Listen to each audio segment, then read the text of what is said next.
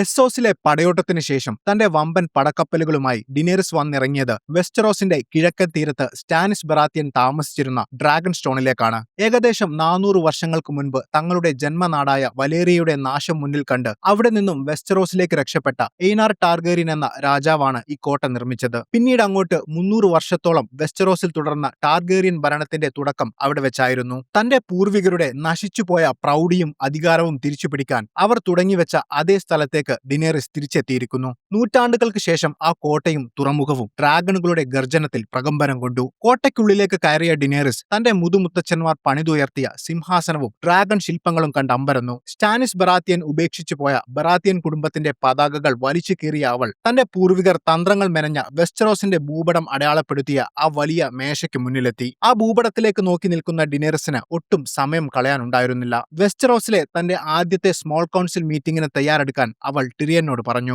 വെസ്റ്ററോസ് ആക്രമിക്കുന്നതിന് മുൻപ് തനിക്കൊപ്പമുള്ളവർ എത്രത്തോളം വിശ്വസിക്കാൻ പറ്റുന്നവരാണെന്ന് ഡിനേറിസിന് അറിയണമായിരുന്നു. അവളുടെ സംശയം ചാരവിഭാഗത്തിന്റെ തലവനായ വാരിസിന് നേരെയായിരുന്നു. തന്റെ അച്ഛനായ മാഡ് കിങ്ങിനെയും അതിനുശേഷം വന്ന റോബർട്ട് ബറാത്തിയനെയും അവർക്കൊപ്പം നിന്ന് വാരിസ് ചതിച്ച കാര്യം അയാളെ ഓർമ്മിപ്പിക്കുന്ന അവൾ തന്നെയും നാളെ നിങ്ങൾ ചതിക്കില്ലേ എന്ന് ചോദിച്ചു. തനിക്കൊരിക്കലും രാജാക്കന്മാരെ പ്രീതിപ്പെടുത്തി ജീവിക്കാനാവില്ല എന്ന് തുറന്നു സമ്മതിക്കുന്ന വാരിസ് കഷ്ടപ്പെടുന്ന സാധാരണ ജനങ്ങളുടെ അവകാശങ്ങൾക്ക് വേണ്ടിയാണ് തന്റെ പോരാട്ടം എന്ന് പറഞ്ഞു. വാരിസിന്റെ സത്യസന്ധമായ മറുപടി ഇഷ്ടപ്പെട്ട അവൾ ഒരു ഭരണാധികാരി എന്ന നിലയിൽ ജനങ്ങൾക്ക് ദോഷം വരുന്ന കാര്യങ്ങൾ ചെയ്യുകയാണെങ്കിൽ എന്നെ നിങ്ങൾക്ക് തിരുത്താമെന്നും എന്നാൽ എന്നെ ചതിച്ചാൽ ഒരു വിചാരണയും കൂടാതെ നിങ്ങളെ ഞാൻ കൊല്ലുമെന്നും അയാൾക്ക് മുന്നറിയിപ്പ് കൊടുത്തു. അപ്പോഴേക്കും സ്റ്റാനിസിന്റെ മകളെ കൊന്ന പേരിൽ വിന്റർഫെല്ലിൽ നിന്നും ജോൺ നാടുകടത്തിയ മെലിസാൻഡ്ര ഡിനേറിസിനെ കാണാനെത്തി. അവൾ ഡിനേറിസിന് മുന്നിൽ സ്വയം പരിചയപ്പെടുത്തി. എന്നാൽ മെലിസാൻഡ്ര സ്റ്റാനിസ് ബറാത്തിയനെ രാജാവാകാൻ സഹായിച്ചിരുന്ന കാര്യം ഡിനേറിസിനെ ഓർമ്മിപ്പിച്ച വാരിസ് സ്റ്റാനിസ് തോറ്റുപോയപ്പോൾ പുതിയൊരാളെ തേടി വന്നതാണോ എന്ന് അവളോട് ചോദിച്ചു. എന്നാൽ വളരെ ശാന്തമായി മറുപടി പറഞ്ഞ മെലിസാൻഡ്ര തനിക്ക് തെറ്റുകൾ പറ്റിയിട്ടുണ്ടെന്നും പക്ഷെ തന്റെ ദൈവത്തിന്റെ കൽപ്പനകൾ പൂർത്തിയാക്കാൻ ഞാൻ ഇനിയും ശ്രമിക്കുമെന്നും പറഞ്ഞു. ശേഷം ഡിനേറിസിനോട് സംസാരിക്കുന്ന മെലിസാൻഡ്ര വെസ്റ്ററോസിന്റെ സിംഹാസനത്തിന് വേണ്ടി നടക്കുന്ന യുദ്ധത്തെക്കാൾ നിലവിൽ പ്രധാനം മനുഷ്യരെ മുഴുവനായും ഇല്ലാതാക്കാൻ വരുന്ന വൈറ്റ് വാക്കേഴ്സിനെ തടയുക എന്നതാണെന്നും തന്റെ ദൈവത്തിന്റെ കണ്ണിൽ ഒരു രാജകുമാരനാണ് അതിന് നേതൃത്വം നൽകാൻ പോകുന്നതെന്നും പറഞ്ഞു. എന്നാൽ താൻ ഒരു രാജകുമാരനല്ല, ഒരു രാജ്ഞിയാണെന്നായിരുന്നു ഡിനേറിസിന്റെ മറുപടി. പക്ഷെ വലേറിയൻ ഭാഷയിൽ പ്രിൻസ് എന്ന വാക്കിന് ആൺ പെൺ വ്യത്യാസമില്ലെന്നും അതിനർത്ഥം പ്രവചിക്കപ്പെട്ട ആ വ്യക്തി ഒരു രാജകുമാരനോ അല്ലെങ്കിൽ ഒരു രാജകുമാരിയോ ആകാമെന്നും വിസാൻഡെ ഡിനേറിസിനോട് പറഞ്ഞു. എങ്കിൽ താനാണോ ആ പ്രവചിക്കപ്പെട്ട വ്യക്തി എന്ന് ഡിനേറിസ് മെലിസാൻഡ്രയോട് ചോദിച്ചു. അതിന് വ്യക്തമായ ഒരു ഉത്തരം തനിക്ക് പറയാൻ കഴിയില്ലെന്ന് പറയുന്ന മെലിസാൻഡ്ര എന്ത് തന്നെ ആയാലും നിങ്ങൾക്കും വടക്കിലെ പുതിയ രാജാവായി തിരഞ്ഞെടുക്കപ്പെട്ട ജോണിനും ആ യുദ്ധത്തിൽ പ്രധാനമായ ഒരു പങ്ക് വഹിക്കാനുണ്ടെന്നും അവനുമായി എത്രയും പെട്ടെന്ന് ഒരു സഖ്യമുണ്ടാക്കാനും അവളെ ഉപദേശിച്ചു. ജോണിനെ നേരത്തെ അറിയാമായിരുന്ന ടിറിയൻ അവനൊരു നല്ല യോദ്ധാവും മനുഷ്യനുമാണെന്ന് ഡിനേറിസിനെ അറിയിച്ചു. മാത്രമല്ല ഡിനേറിസിനെയും ജോണിനെയും സംബന്ധിച്ച് തങ്ങളുടെ കുടുംബം ഇല്ലാതാക്കിയ ലാനിസർമാർ പൊതുശത്രുവാണെന്നും അതുകൊണ്ട് അവനെ നമുക്ക് നമ്മുടെ പക്ഷത്ത് നിർത്തുന്നത് വെസ്റ്ററോസ് കീഴടക്കാൻ വളരെ ഉപകാരപ്പെടുമെന്നും അവൻ പറഞ്ഞു. എല്ലാം കേട്ടുകഴിഞ്ഞ ഡിനേറിസിന് ജോണിനെ പോലെ ശക്തനും തന്ത്രശാലിയുമായ ഒരാൾ തനിക്കൊപ്പം നിൽക്കുന്നത് നല്ലതാണെന്ന് മനസ്സിലായി. ജോണിനെ എത്രയും പെട്ടെന്ന് ഡ്രാഗൺ സ്റ്റോണിലേക്ക് ചർച്ചയ്ക്കായി ക്ഷണിക്കാൻ അവൾ ടിറിയനോട് പറഞ്ഞു. പക്ഷെ അവളെ രാജ്ഞിയായി അംഗീകരിച്ച് അവൾക്ക് മുന്നിൽ മുട്ടുകുത്തുകയാണെങ്കിൽ മാത്രമേ അവനുമായി സഖ്യം ചേർന്ന് പൊതുശത്രുക്കളെ ഇല്ലാതാക്കാൻ സഹായിക്കൂ എന്ന നിർബന്ധം അവൾക്കുണ്ടായിരുന്നു. അടുത്ത ദിവസം വീണ്ടും ഒരു സ്മോൾ കൗൺസിൽ മീറ്റിംഗ് നടന്നു. ഒരു വശത്ത് ഡിനേറിസും അവളുടെ ഹാൻഡായ ടിറിയനും ഉപദേശകനായ വാരിസും, മറുവശത്ത് ലാനിസർമാരോട് പക തീർക്കാൻ വന്നിരിക്കുന്ന ഇല്ലാരിയയും തന്റെ കുടുംബത്തെ മുഴുവൻ കൊന്നൊടുക്കിയ സെർസിയോട് പ്രതികാരം ചെയ്യാൻ കാത്തിരിക്കുന്ന ഒലേനയും തിയോണിന്റെ സഹോദരി യാരയും. എങ്ങനെയാണ് കിങ്സ് ലാൻഡിംഗ് ആക്രമിച്ച് സെർസിയെ കീഴടക്കുക എന്നതായിരുന്നു പ്രധാന ചർച്ച. ചർച്ച തുടങ്ങിയപ്പോൾ തന്നെ ഇല്ലാരിയ തന്റെ അഭിപ്രായം തുറന്നു പറഞ്ഞു. നിങ്ങളുടെ പക്കൽ ആർക്കും തോൽപ്പിക്കാൻ കഴിയാത്ത 3 വലിയ ഡ്രാഗണുകളുണ്ട്. അവയെ ഉപയോഗിച്ച് കിങ്സ് ലാൻഡിംഗ് നഗരം ഒറ്റയടിക്ക് ആക്രമിച്ച് സെർസിയെ ചുട്ടു ചാമ്പലാക്കുക. ഈ യുദ്ധം അതോടെ തീരുമെന്നും വെസ്റ്ററോസ് മൊത്തമായി ഡിനേറിസിന് മുന്നിൽ കീഴടങ്ങുമെന്നും അവൾ പറഞ്ഞു. യാരയും ഈ തീരുമാനത്തെ പൂർണ്ണമായി അനുകൂലിച്ചു. പെട്ടെന്ന് അധികാരം പിടിച്ചെടുക്കാൻ ഡ്രാഗണുകളെ ഉപയോഗിക്കുന്നത് തന്നെയാണ് എളുപ്പമെന്ന് സമ്മതിക്കുന്ന ഡിനേറിസ് പക്ഷേ സെർസിയെ പോലെ ജനങ്ങളെ ദ്രോഹിച്ചും നിരപരാധികളെ ഇല്ലാതാക്കിയും അധികാരം പിടിച്ചെടുക്കാൻ താൻ ആഗ്രഹിക്കുന്നില്ലെന്ന് പറഞ്ഞു. മാത്രമല്ല താൻ ഇവിടെ വന്നത് ഈ രാജ്യത്തെ ജനങ്ങളെ രക്ഷിക്കാനാണെന്നും അവരെ കൊന്നൊടുക്കാനല്ലെന്നും അവൾ കൂട്ടിച്ചേർത്തു. ഇതെല്ലാം കേൾക്കുന്ന ടിറിയൻ ഒരു പദ്ധതി മുന്നോട്ട് വെച്ചു. കിങ്സ് ലാൻഡിംഗ് ആക്രമിക്കാൻ ഡിനേറിസിന്റെ കൂടെയുള്ള ദോത്രാക്കികളെയോ അൺസല്ലിഡിനെയോ ഉപയോഗിക്കാൻ പാടില്ല. കാരണം കടൽ കടന്നു വന്ന വിദേശികളായ പട്ടാളക്കാർ ആക്രമിക്കാൻ വന്നാൽ അവർ കൊള്ളക്കാരാണെന്ന് പറഞ്ഞ് സെർസി ജനങ്ങളെ എളുപ്പത്തിൽ തെറ്റിദ്ധരിപ്പിക്കും. പകരം വെസ്റ്ററോസിലെ തന്നെ സൈന്യങ്ങളായ ടൈറൽ സൈന്യത്തെയും ഡോൺ സൈന്യത്തെയും ഉപയോഗിച്ച് കിങ്സ് ലാൻഡിംഗ് ഉപരോധിക്കുക. നഗരത്തിലേക്കുള്ള ഭക്ഷണവും വെള്ളവും തടയുക. ചെയ്യുക. വിശപ്പും കഷ്ടപ്പാടും കൂടുമ്പോൾ ജനങ്ങൾ തന്നെ സേഴ്സിക്കെതിരെ രംഗത്തിറങ്ങിക്കോളുമെന്ന് ടിറിയൻ അവളോട് പറഞ്ഞു. സേഴ്സി തന്റെ പട്ടാളത്തെ മുഴുവൻ കിങ്സ് ലാൻഡിംഗിൽ നിർത്തിയിരിക്കുന്ന ഈ സമയത്ത് ഗ്രേ വർമിനെയും അൺസള്ളിഡ് സൈന്യത്തെയും ലാനിസ്റ്റർമാരുടെ യഥാർത്ഥ ശക്തിയും അവരുടെ സ്വന്തം കോട്ടയുമായ കാസ്റ്റ്ലി റോക്ക് പിടിച്ചടക്കാൻ അയക്കുക.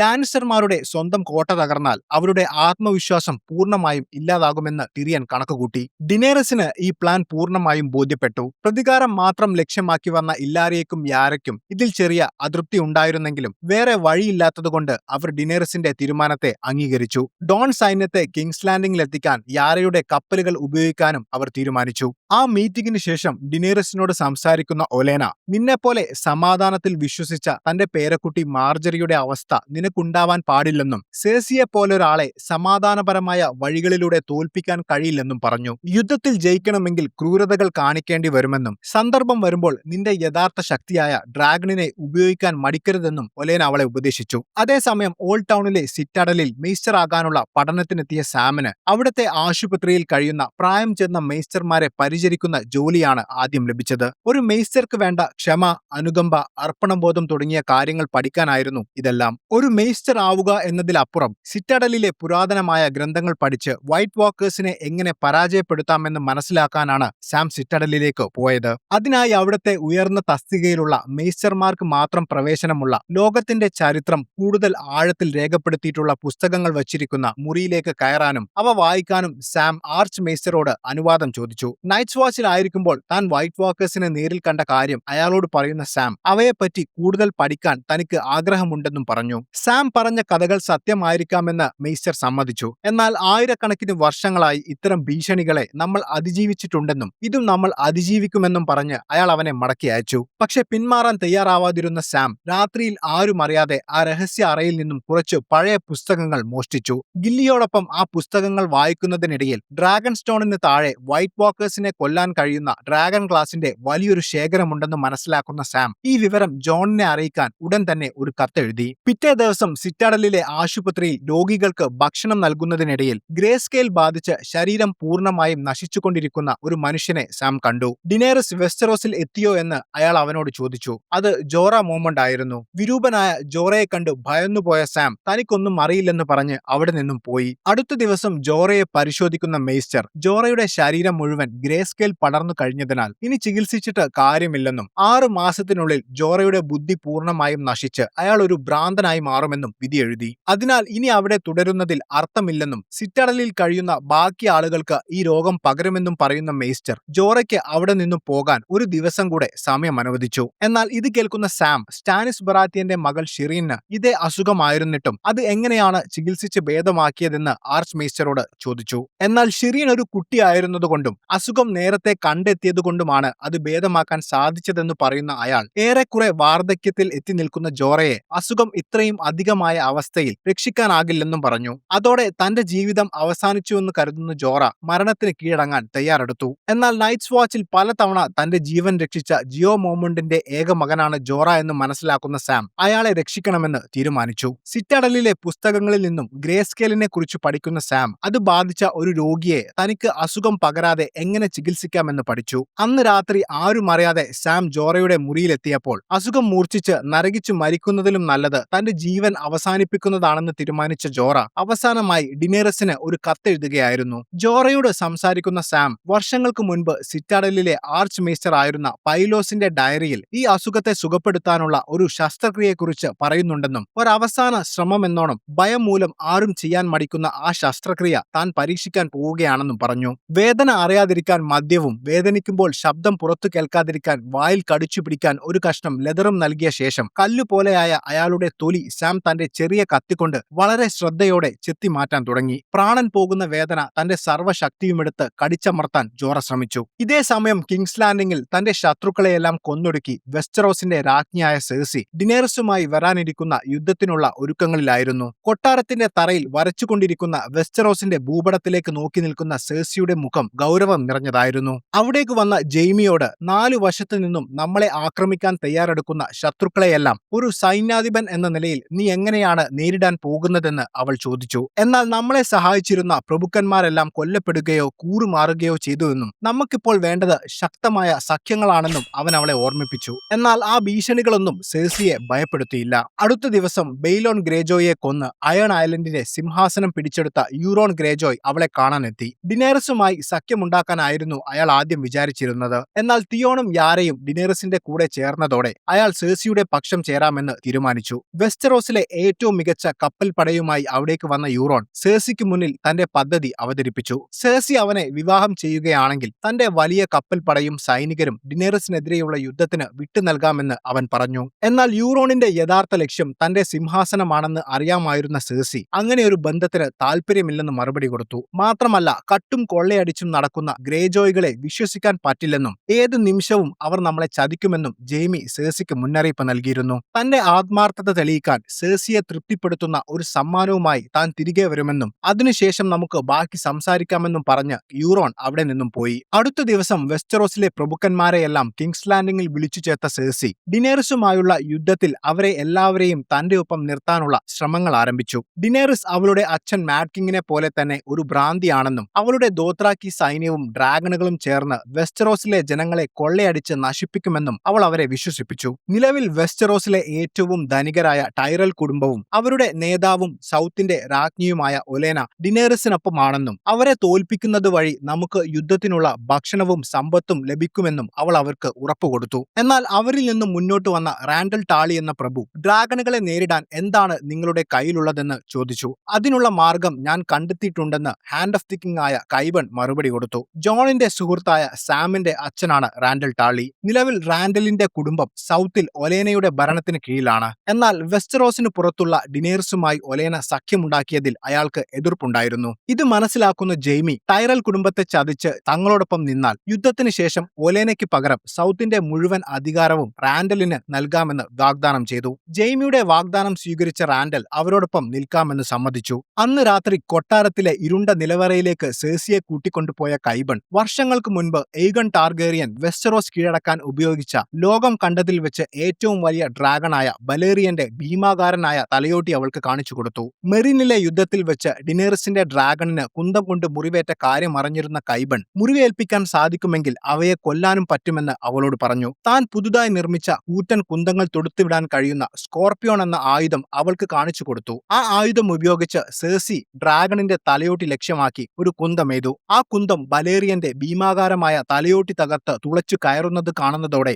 ഡ്രാഗണുകളെ കൊല്ലാൻ സാധിക്കുമെന്ന ആത്മവിശ്വാസം സെഴ്സിക്ക് ലഭിച്ചു. അതേസമയം വിന്റർഫെല്ലിൽ നോർത്തിന്റെ പുതിയ രാജാവായി ഉയർത്തപ്പെട്ട ജോൺ സ്നോ തന്റെ കീഴിലുള്ള പ്രഭുക്കന്മാരോട് സംസാരിക്കുകയായിരുന്നു. വരാനിരിക്കുന്ന വലിയ യുദ്ധത്തിൽ പോരാടാൻ നമുക്ക് ആയുധങ്ങളും ആളുകളും വേണമെന്നും അതുകൊണ്ട് തന്നെ പ്രായവ്യത്യാസമില്ലാതെ ആൺകുട്ടികളെയും പെൺകുട്ടികളെയും ഒരേപോലെ പോരാടാൻ പഠിപ്പിക്കണമെന്നും ജോൺ ഉത്തരവിട്ടു. യുദ്ധത്തിൽ റാംസി ബോൾട്ടന് പിന്തുണ നൽകിയ അംബർ കാസ്റ്റ കുടുംബങ്ങളെ എങ്ങനെ ശിക്ഷിക്കണമെന്ന ചർച്ച വന്നപ്പോൾ അവർ രാജ്യദ്രോഹികളാണെന്നും അവരുടെ കോട്ടകൾ പിടിച്ചെടുത്ത് നമ്മോടൊപ്പം നിന്നവർക്ക് നൽകണമെന്നും സാൻസ ശക്തമായി ആവശ്യപ്പെട്ടു. എന്നാൽ അച്ഛന്മാർ ചെയ്ത തെറ്റിന് കുട്ടികൾ ശിക്ഷ അനുഭവിക്കേണ്ടതില്ല എന്ന് പറഞ്ഞ ജോൺ അംബർ കാസ്റ്റാക്ക് എന്നീ കുടുംബങ്ങളിലെ നിലവിലെ അവകാശികളായ നെഡിനെയും ആലിസിനെയും വിളിച്ച് അവരോട് സ്റ്റാർക്ക് കുടുംബത്തിന് കൂറ് പ്രഖ്യാപിക്കാൻ ആവശ്യപ്പെട്ടു. ഇനിയുള്ള കാലം സ്റ്റാർക്ക് കുടുംബത്തിന് തങ്ങളുടെ എല്ലാ പിന്തുണയും പ്രഖ്യാപിച്ച അവരുടെ കോട്ടകൾ ജോൺ അവർക്ക് തന്നെ തിരികെ നൽകി. ഒപ്പം വൈറ്റ് വാക്കേഴ്സ് മതിൽ കടന്നു വരുന്നുണ്ടോ എന്ന് വീക്ഷിക്കാൻ കാസിൽ ബ്ലാക്കിന്റെ അടുത്തുള്ള ഈസ്റ്റ് വാച്ച് എന്ന കോട്ടയിലേക്ക് പോയി കാവൽ നിൽക്കാൻ ജോൺ ടോമുണ്ടിനോടും വൈൽഡിങ്സിനോടും ആവശ്യപ്പെട്ടു. ശേഷം സാൻസയോട് സംസാരിക്കുന്ന ജോൺ രാജാവായ തന്റെ തീരുമാനങ്ങൾ പരസ്യമായി ചോദ്യം ചെയ്യുന്നത് നിർത്തണമെന്നും അത് ജനങ്ങൾക്കിടയിൽ തങ്ങളോടുള്ള വിശ്വാസം തകർക്കുമെന്നും പറഞ്ഞു. സാൻസയെയും ജോണിനെയും തമ്മിൽ തെറ്റിക്കാൻ ശ്രമിക്കുന്ന ബെയ്ലിഷ് ഇതെല്ലാം കാണുന്നുണ്ടായിരുന്നു. അവരുടെ ഇടയിൽ നടക്കുന്ന ഈ തർക്കങ്ങൾ തന്റെ സ്വാർത്ഥ താല്പര്യങ്ങൾക്കായി ഉപയോഗിക്കാൻ അയാൾ തീരുമാനിച്ചു. അടുത്ത ദിവസം ഡിനേറിസിന് വേണ്ടി ടിറിയൻ അയച്ച സന്ദേശം ലഭിച്ച ജോൺ ആ കാര്യം സാൻസയോടും ഡാവോസിനോടും ചർച്ച ചെയ്തു. ആ സന്ദേശം ടിറിയൻ അയച്ചത് തന്നെയാണോ എന്ന് സംശയിക്കുന്ന സാൻസ അത് ഡിനേറിസിന്റെ ചതിയായിരിക്കാമെന്നും നിന്നെ ഡ്രാഗൺ സ്റ്റോണിൽ വിളിച്ചു വരുത്തി കൊല്ലാനായിരിക്കും അവരുടെ പദ്ധതിയെന്നും ജോണിന് മുന്നറിയിപ്പ് നൽകി. പക്ഷെ ആ സന്ദേശം സത്യമാണെങ്കിൽ ഡിനേറിസുമായൊരു സഖ്യമുണ്ടാക്കിയാൽ അവരുടെ ഡ്രാഗണുകളെ ഉപയോഗിച്ച് വൈറ്റ് വാക്കേഴ്സിനെ നേരിടാൻ സാധിക്കുമെന്ന് ഡാവോസ് അഭിപ്രായപ്പെട്ടു. അപ്പോഴേക്കും സിറ്റഡലിൽ നിന്നും സാം അയച്ച സന്ദേശവും ജോണിനെ തേടിയെത്തി.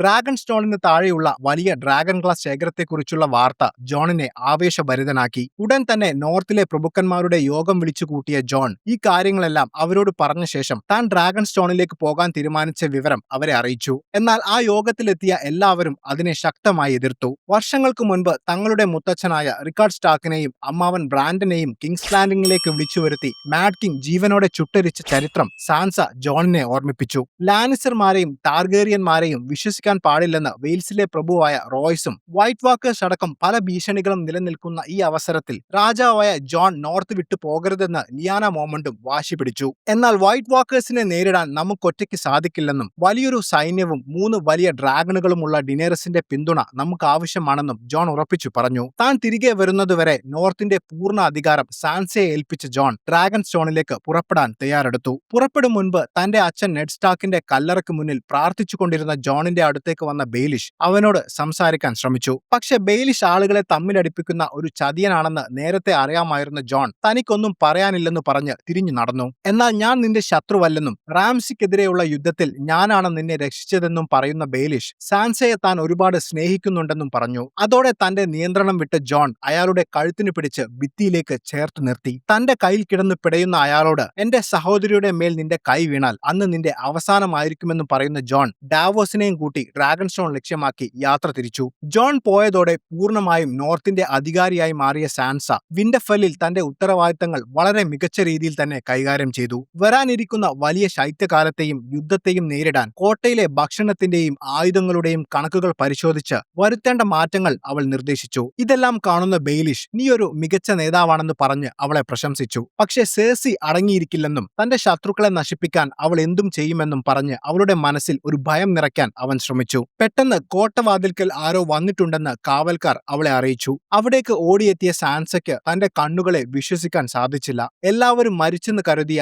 തന്റെ അനുജൻ ബ്രാൻ സ്റ്റാർക്ക് ആയിരുന്നു അത്. വർഷങ്ങൾക്ക് ശേഷം തന്റെ അനുജനെ ജീവനോടെ കണ്ട സാൻസ അവനെ കെട്ടിപ്പിടിച്ച് പൊട്ടിക്കരഞ്ഞു. എന്നാൽ അപ്പോഴേക്കും വികാരങ്ങളെയും ലൗകികമായ തീക്ഷ്ണകളെയും അതിജീവിച്ച് 3-eyed raven-ആയി മാറിയ അവന്റെ മുഖത്ത് യാതൊരു വികാരങ്ങളും ഉണ്ടായിരുന്നില്ല. ശേഷം വിന്റർഫെല്ലിൽ അവർ ആരാധിച്ചിരുന്ന വേർവുഡ് മരത്തിന്റെ അടുത്തിരുന്ന് സാൻസയോട് സംസാരിക്കുന്ന ബ്രാൻ താൻ മതിലിനപ്പുറത്ത് അനുഭവിച്ച കഥകളും കാഴ്ചകളും ഒപ്പം താൻ ഇപ്പോൾ 3-eyed raven ആണെന്ന കാര്യവും പങ്കുവച്ചു. ലോകത്തിൽ നടന്നതും നടക്കാനിരിക്കുന്നതുമായ എല്ലാ കാര്യങ്ങളും തനിക്ക് കാണാൻ സാധിക്കുമെന്നും അവൻ പറഞ്ഞു. എന്നാൽ അവൻ പറയുന്നതൊന്നും അവൾക്ക് മനസ്സിലാക്കാനോ വിശ്വസിക്കാനോ സാധിച്ചില്ല. അടുത്ത നിമിഷം സാൻസയോട് റാംസിയുമായി നടന്ന അവളുടെ വിവാഹ ദിവസത്തെക്കുറിച്ച് അവൻ സംസാരിച്ചു. ഒപ്പം അവൾ അനുഭവിച്ച ദുരിതങ്ങളും പീഡനങ്ങളും അവൻ നേരിൽ കണ്ടതുപോലെ അവളോട് പറഞ്ഞു. തനിക്ക് മാത്രം അറിയാവുന്ന ആ കഥകൾ കൃത്യമായി ബ്രാൻ പറഞ്ഞതോടെ അവനിപ്പോൾ വെറുമൊരു മനുഷ്യനല്ലെന്ന് അവൾക്ക് മനസ്സിലായി. അന്ന് രാത്രി തന്റെ റൂമിലിരിക്കുന്ന ബ്രാനിന്റെ അടുത്തേക്ക് ബെയിലിഷ് കടന്നു വന്നു. അവന്റെ സുഖവിവരങ്ങൾ തിരക്കുന്നതിനിടയിൽ അയാൾ അവനൊരു സമ്മാനം കൊടുത്തു.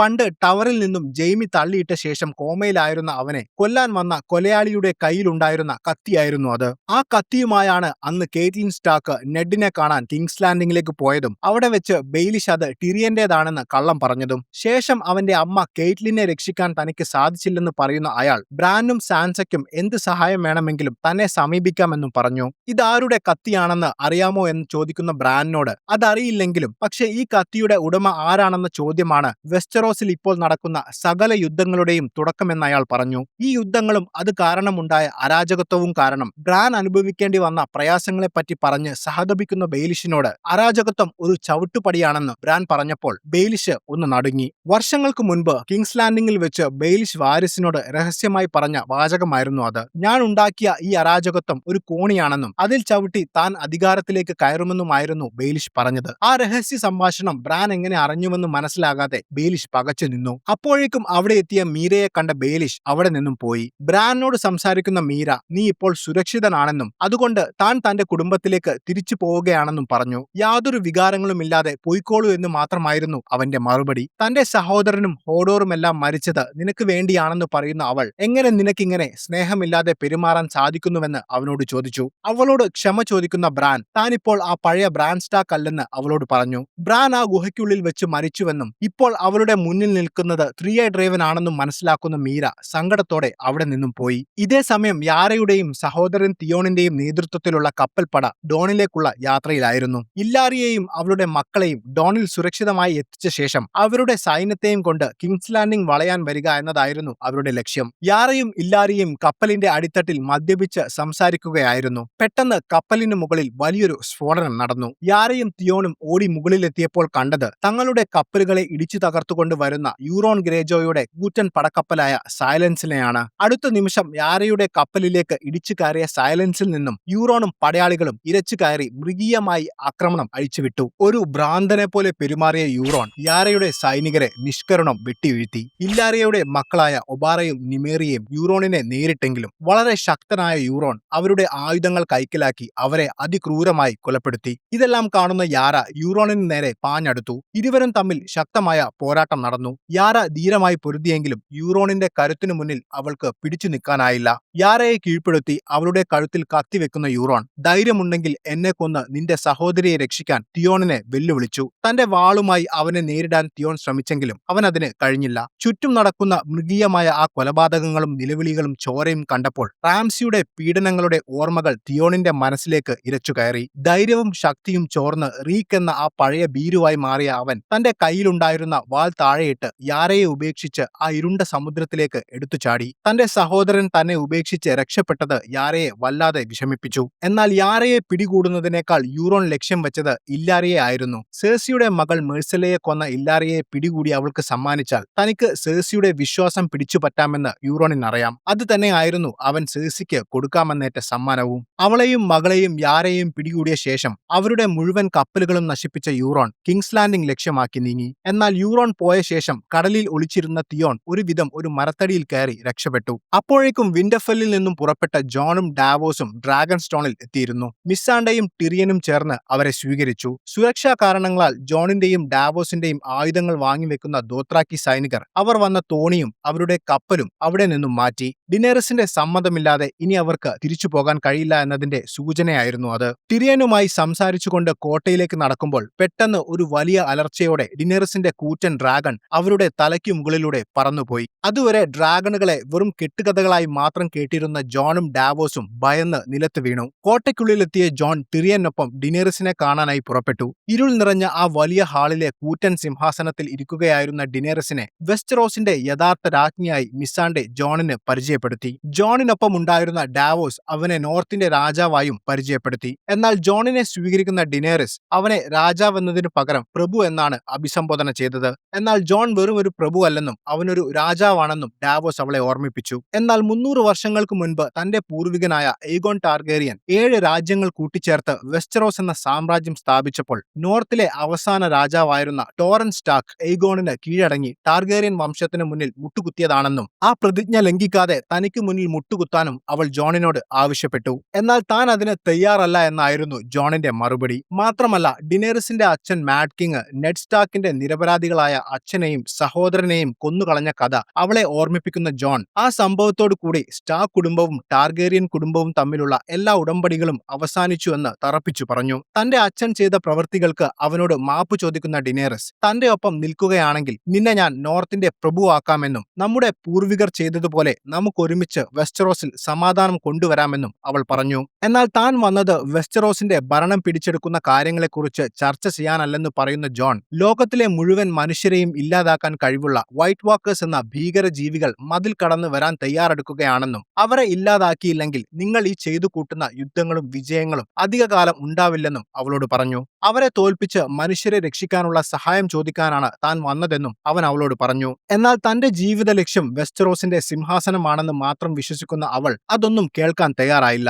എന്ത് തന്നെ സംഭവിച്ചാലും ആരൊക്കെ എതിരെ നിന്നാലും തന്റെ ലക്ഷ്യം നിറവേറ്റുമെന്ന് അവൾ ആവർത്തിച്ചു. ചർച്ച എങ്ങുമെത്താതായപ്പോൾ ടിറിയൻ ഇടപെട്ടു. ഡിനേറിസിനെ രാജ്ഞിയായി അംഗീകരിച്ച് സേഴ്സിയെ തോൽപ്പിക്കാൻ അവളെ സഹായിച്ചാൽ നോർത്തിൽ വന്ന് വൈറ്റ് വാക്കേഴ്സിനോട് പോരാടാൻ അവൾ തിരിച്ചും സഹായിക്കുമെന്ന് ടിറിയൻ പറഞ്ഞു. എന്നാൽ അതിനൊന്നും സമയമില്ലെന്ന് പറയുന്ന ജോൺ തന്നെ വിശ്വസിക്കുന്ന നോർത്തിലെ ജനങ്ങളെ വഞ്ചിച്ച് ഒരിക്കലും താൻ അവളുടെ മുന്നിൽ മുട്ടുകുത്തില്ലെന്നും പറഞ്ഞു. അവരുടെ സംസാരം ഒരു കലഹത്തിലേക്ക് പോകുമെന്ന അവസ്ഥ ആയപ്പോഴേക്കും യൂറോൺ തങ്ങളുടെ കപ്പലുകളെ ആക്രമിച്ച് യാരയെ പിടിച്ചുകൊണ്ടുപോയ വാർത്തയുമായി വാരിസ് അവിടെ എത്തി. തൽക്കാലം ജോണിനോട് പിന്നെ സംസാരിക്കാമെന്ന് പറയുന്ന ഡിനേറിസ് അവനും ഡാവോസിനും താമസിക്കാനുള്ള മുറി കാണിച്ചു കൊടുക്കാൻ ദോത്രാക്കികളെ ഏൽപ്പിച്ചു. അതിനുശേഷം ജോണിനെ കാണുന്ന ടിറിയൻ ഡിനേറിസ് മെറീൻ, യുങ്കായ്, അസ്റ്റപ്പോർ എന്നീ അടിമക്കച്ചവട നഗരങ്ങളിലെ ജനങ്ങളെ രക്ഷിച്ച കഥയടക്കം അവളുടെ ഉദ്ദേശശുദ്ധിയെക്കുറിച്ച് ജോണിനോട് സംസാരിച്ചു. പെട്ടെന്നൊരു ദിവസം ഒരാൾ വന്ന് എല്ലാവരും ഒരു കെട്ടുകഥ മാത്രമായി കരുതുന്ന വൈറ്റ് വാക്കേഴ്സ് വരുന്നുണ്ടെന്നും സഹായിക്കണമെന്നും പറഞ്ഞാൽ ആരും വിശ്വസിക്കില്ലെന്നും അതുകൊണ്ട് നിരാശപ്പെടേണ്ടെന്നും പറഞ്ഞു. തൽക്കാലം മറ്റെന്ത് സഹായവും അവളിൽ നിന്ന് വാങ്ങിത്തരാൻ തനിക്ക് കഴിയുമെന്ന് പറയുന്ന ടിറിയനോട് ഡ്രാഗൺ സ്റ്റോൺ ദ്വീപിന്റെ താഴെയുള്ള വലിയ ഗുഹയിൽ ഡ്രാഗൺ ഗ്ലാസിന്റെ വലിയ ശേഖരമുണ്ടെന്നും അത് കുഴിച്ചെടുക്കാനുള്ള സമ്മതം വാങ്ങിത്തരാനും ജോൺ ആവശ്യപ്പെട്ടു.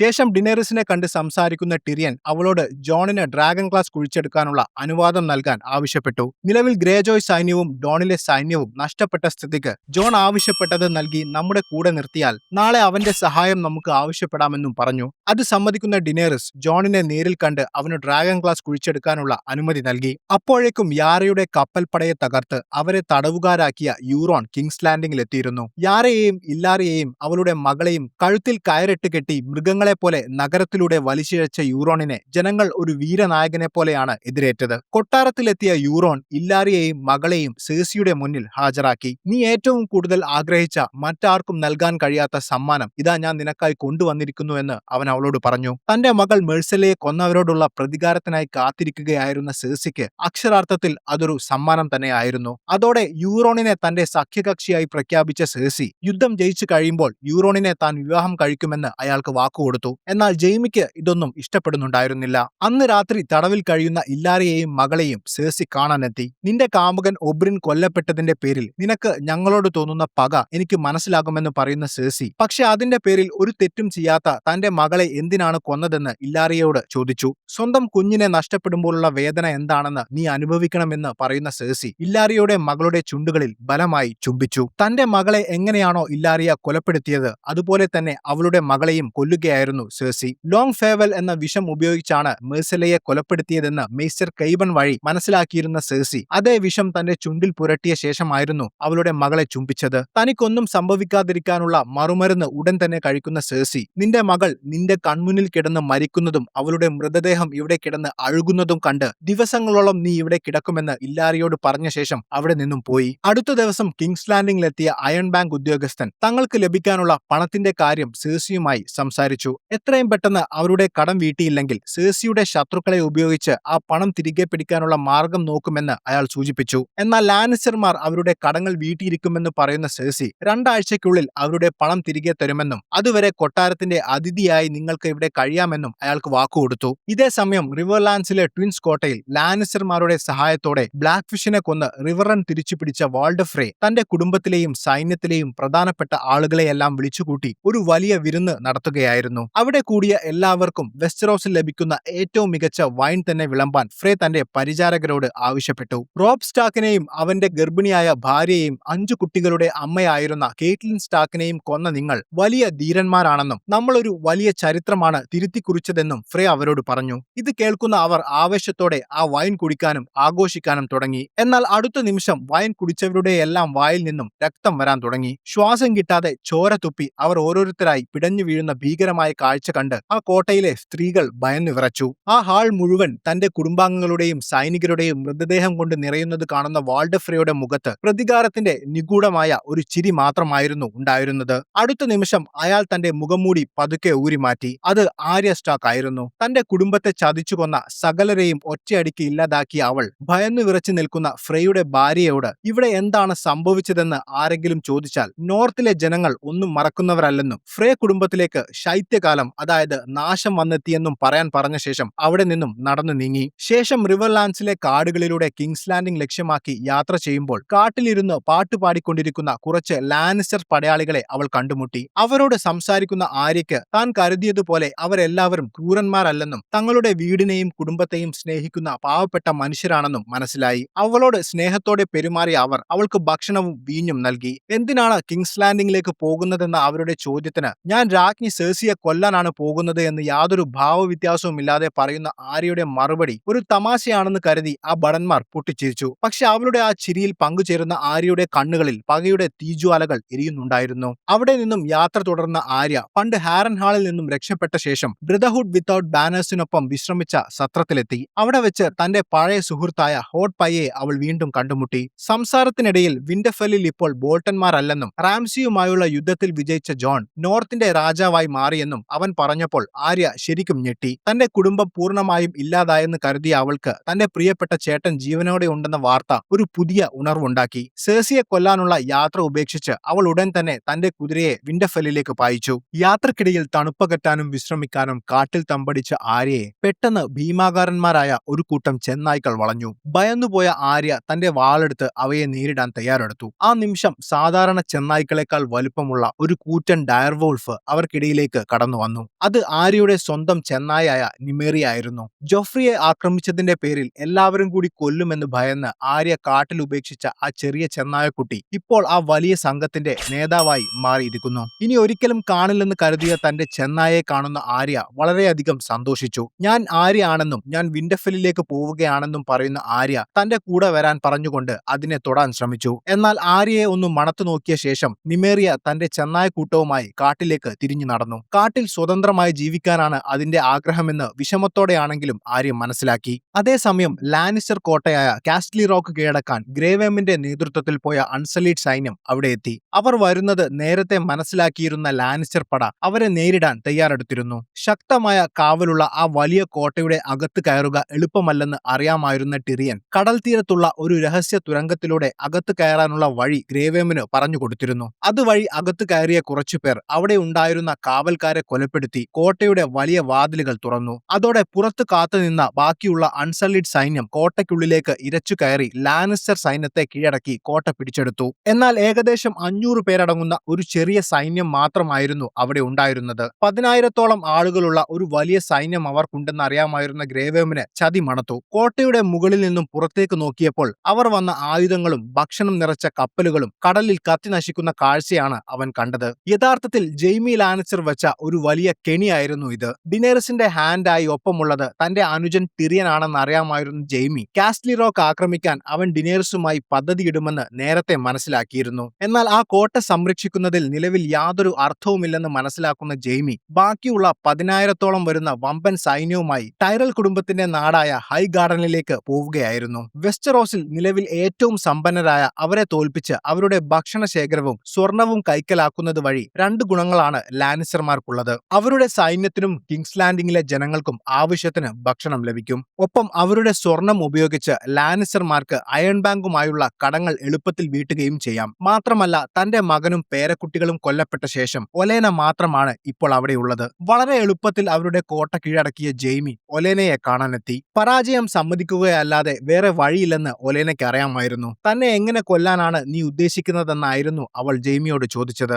തന്റെ കയ്യിലുണ്ടായിരുന്ന വിഷം അവളുടെ വീഞ്ഞിൽ ഒഴിച്ചു കൊടുത്ത ജെയ്മി വേദനയില്ലാത്ത മരണമായിരിക്കുമെന്ന് അവൾക്ക് ഉറപ്പുകൊടുത്തു. പക്ഷെ അത് കുടിച്ച ശേഷം നടുക്കുന്ന ഒരു സത്യം അവൾ ജെയ്മിയോട് പറഞ്ഞു. നിങ്ങളുടെ മകൻ ജോഫ്രിയെ വീഞ്ഞിൽ വിഷം കലർത്തി കൊന്നത് ഞാനാണെന്നും ഇക്കാര്യം മറക്കാതെ സേഴ്സിയോട് പറയണമെന്നും അവൾ പറഞ്ഞു. ഇത് കേൾക്കുന്ന ജെയ്മിക്ക് അവരോട് വല്ലാത്ത ദേഷ്യം തോന്നിയെങ്കിലും മരിക്കാൻ പോകുന്ന അവരെ ഇനിയൊന്നും ചെയ്യാനില്ല എന്ന് മനസ്സിലാക്കി അവൻ അവിടെ നിന്നും തിരിച്ചുപോയി. അപ്പോഴേക്കും ലാനിസ്റ്റർ സൈന്യം ഹൈഗാർഡൻ കീഴടക്കിയ വിവരം അറിഞ്ഞ അയൺ ബാങ്ക് ഉദ്യോഗസ്ഥർ വീണ്ടും സേഴ്സിയുമായി സംസാരിച്ചു. നിങ്ങളുടെ പണം ഉടൻ തന്നെ കിട്ടുമെന്നും സ്വർണവുമായി ജെയ്മി വന്നുകൊണ്ടിരിക്കുകയാണെന്നും അവൾ അയാളെ അറിയിച്ചു. സേഴ്സിയുടെ ഭരണത്തിന് കീഴിൽ തങ്ങൾക്ക് കിട്ടേണ്ട പണമെല്ലാം കൃത്യമായി കിട്ടുമെന്ന് മനസ്സിലാക്കിയ അയാൾ നടന്നുകൊണ്ടിരിക്കുന്ന യുദ്ധത്തിൽ അവൾക്ക് വേണ്ട എല്ലാ സഹായങ്ങളും വാഗ്ദാനം ചെയ്തു. അപ്പോഴേക്കും ഡ്രാഗൺ സ്റ്റോണിൽ ജോണും സംഘവും ഡ്രാഗൺ ഗ്ലാസ് കുഴിച്ചെടുക്കാൻ തുടങ്ങിയിരുന്നു. ഒരു ദിവസം ഡിനേറിസിനെ കാണാനെത്തിയ ജോൺ അവളോട് ഡ്രാഗൺ ഗ്ലാസ് കുഴിച്ചെടുക്കുന്ന ഗുഹയിലേക്ക് വരാൻ ആവശ്യപ്പെട്ടു. ഗുഹയ്ക്കുള്ളിൽ വെച്ച് ജോൺ അവൾക്ക് ഡ്രാഗൺ ഗ്ലാസിന്റെ വലിയ ശേഖരവും ആയിരക്കണക്കിന് വർഷങ്ങൾക്ക് മുൻപ് ആദിമ നിവാസികളായ ചിൽഡ്രൻ ഓഫ് ദി ഫോറസ്റ്റ് വരച്ച ചില ഗുഹാചിത്രങ്ങളും കാണിച്ചു കൊടുത്തു. ആ ചിത്രങ്ങളിൽ അവളെ ഞെട്ടിച്ച ഒരു കാഴ്ചയുണ്ടായിരുന്നു. ലോകത്തെ നശിപ്പിക്കാൻ വരുന്ന വൈറ്റ് വാക്കേഴ്സും അവരോട് പോരാടുന്ന മനുഷ്യരും. അതോടെ ഇതെല്ലാം വെറും കെട്ടുകഥകളല്ലെന്ന് മനസ്സിലാക്കുന്ന ഡിനേറിസിനോട് നമ്മുടെ പൂർവികർ ചെയ്തതുപോലെ നമ്മളും ഒരുമിച്ചാലേ ഈ വിപത്തിനെ തടയാൻ കഴിയൂ എന്ന് ജോൺ പറഞ്ഞു. നിന്നെ സഹായിക്കാൻ ഞാൻ തയ്യാറാണെന്ന് പറയുന്ന ഡിനേറിസിന് പക്ഷേ ഒരു നിർബന്ധമുണ്ടായിരുന്നു. അവളെ രാജ്ഞിയായി അംഗീകരിച്ച് അവൾക്ക് മുന്നിൽ മുട്ടുകുത്തുകയാണെങ്കിൽ മാത്രമേ അവളുടെ സഹായം ലഭിക്കുകയുള്ളൂ. താൻ അതിന് സമ്മതിച്ചാലും തന്നെ രാജാവായി വാഴിച്ച നോർത്തിലെ ജനങ്ങൾ അത് അംഗീകരിക്കില്ലെന്നായിരുന്നു ജോണിന്റെ മറുപടി. അപ്പോഴേക്കും കാസ്റ്റ്ലി റോക്കിൽ നടന്ന വിവരങ്ങളുമായി ടിറിയനും വാരിസും അവളെ കാണാനെത്തി. ഡോണും അയൺ ഐലൻഡും നഷ്ടപ്പെട്ടതുപോലെ ടൈറൽ കുടുംബത്തിന്റെ പിന്തുണയും തങ്ങൾക്ക് നഷ്ടപ്പെട്ടതോടെ ഡിനേറിസ് ടിറിയനോട് ദേഷ്യപ്പെട്ടു. നിന്റെ പദ്ധതികളൊക്കെ പൊളിഞ്ഞെന്നും തന്റെ ഡ്രാഗണുകളെ ഉപയോഗിച്ച് താൻ കിങ്സ് ലാൻഡിംഗ് ആക്രമിച്ച് കൊട്ടാരം പിടിച്ചെടുക്കാൻ പോവുകയാണെന്നും അവൾ പറഞ്ഞു. എന്നാൽ പഴയ രാജാക്കന്മാരെ പോലെ നിരപരാധികളായ ജനങ്ങളെ കൊന്ന് അധികാരം നേടുന്നത് നിങ്ങളെ ഒരിക്കലും ഒരു നല്ല രാജ്ഞിയാക്കില്ലെന്നും തൽക്കാലം നമുക്ക് ക്ഷമയോടെ ഒരു തീരുമാനമെടുക്കാമെന്നും ജോണും ടിറിയനും അവളെ വീണ്ടും ഉപദേശിച്ചു. എന്നാൽ അവരുടെ വാക്കുകൾ അവഗണിച്ച അവൾ തന്റെ ഡ്രാഗണുകളുമായി ജെയ്മിയുടെ നേതൃത്വത്തിലുള്ള ലാനിസ്റ്റർ സൈന്യത്തെ തേടിയിറങ്ങി. അപ്പോഴേക്കും യൂറോണിൽ നിന്ന് രക്ഷപ്പെട്ട തിയോണും സംഘവും യാരയെ രക്ഷപ്പെടുത്താൻ ഡിനേറിസിന്റെ സഹായം തേടി ഡ്രാഗൺ സ്റ്റോണിലെത്തി. അവരെ വരവേറ്റത് ജോണും ഡാവോസും മിസാണ്ടയുമായിരുന്നു. വർഷങ്ങൾക്ക് ശേഷം ജോണിനെ കാണുന്ന തിയോണിന്റെ കണ്ണുകളിൽ ഭയം നിറഞ്ഞിരുന്നു. താൻ സ്റ്റാർ കുടുംബത്തോട് ചെയ്ത ചതികൾ കാരണം അവൻ തന്നെ കൊല്ലുമോ എന്ന ഭയം അവനുണ്ടായിരുന്നു. തന്റെ അടുത്തേക്ക് വന്ന അവനെ കയറി പിടിക്കുന്ന ജോൺ, സാൻസയെ റാംസിയുടെ കയ്യിൽ നിന്നും രക്ഷിച്ചു എന്ന ഒറ്റ കാരണം കൊണ്ട് നിന്നെ ഞാൻ വെറുതെ വെറുതെ വിടുകയാണെന്ന് അവനോട് പറഞ്ഞു. ഡിനേറിസ് ഇപ്പോൾ അവിടെ ഇല്ലെന്നും അവൾ തിരിച്ചു വരുന്നതുവരെ അവിടെ കാത്തിരിക്കാനും ജോൺ അവനോട് പറഞ്ഞു. അതേസമയം ഹൈഗാർഡൻ കീഴടക്കി ജെയ്മി ലാനിസ്റ്ററും സൈന്യവും സ്വർണവും ധാന്യങ്ങളും വലിയ വണ്ടികളിലാക്കി ബ്ലാക്ക് വാട്ടർ നദിയുടെ തീരത്തുള്ള ഗോൾഡ് റോഡിലൂടെ കിങ്സ് ലാൻഡിംഗിലേക്ക് പോവുകയായിരുന്നു. അടുത്ത നിമിഷം ദൂരെ നിന്നും ഒരു കുതിരപ്പടയുടെ ശബ്ദം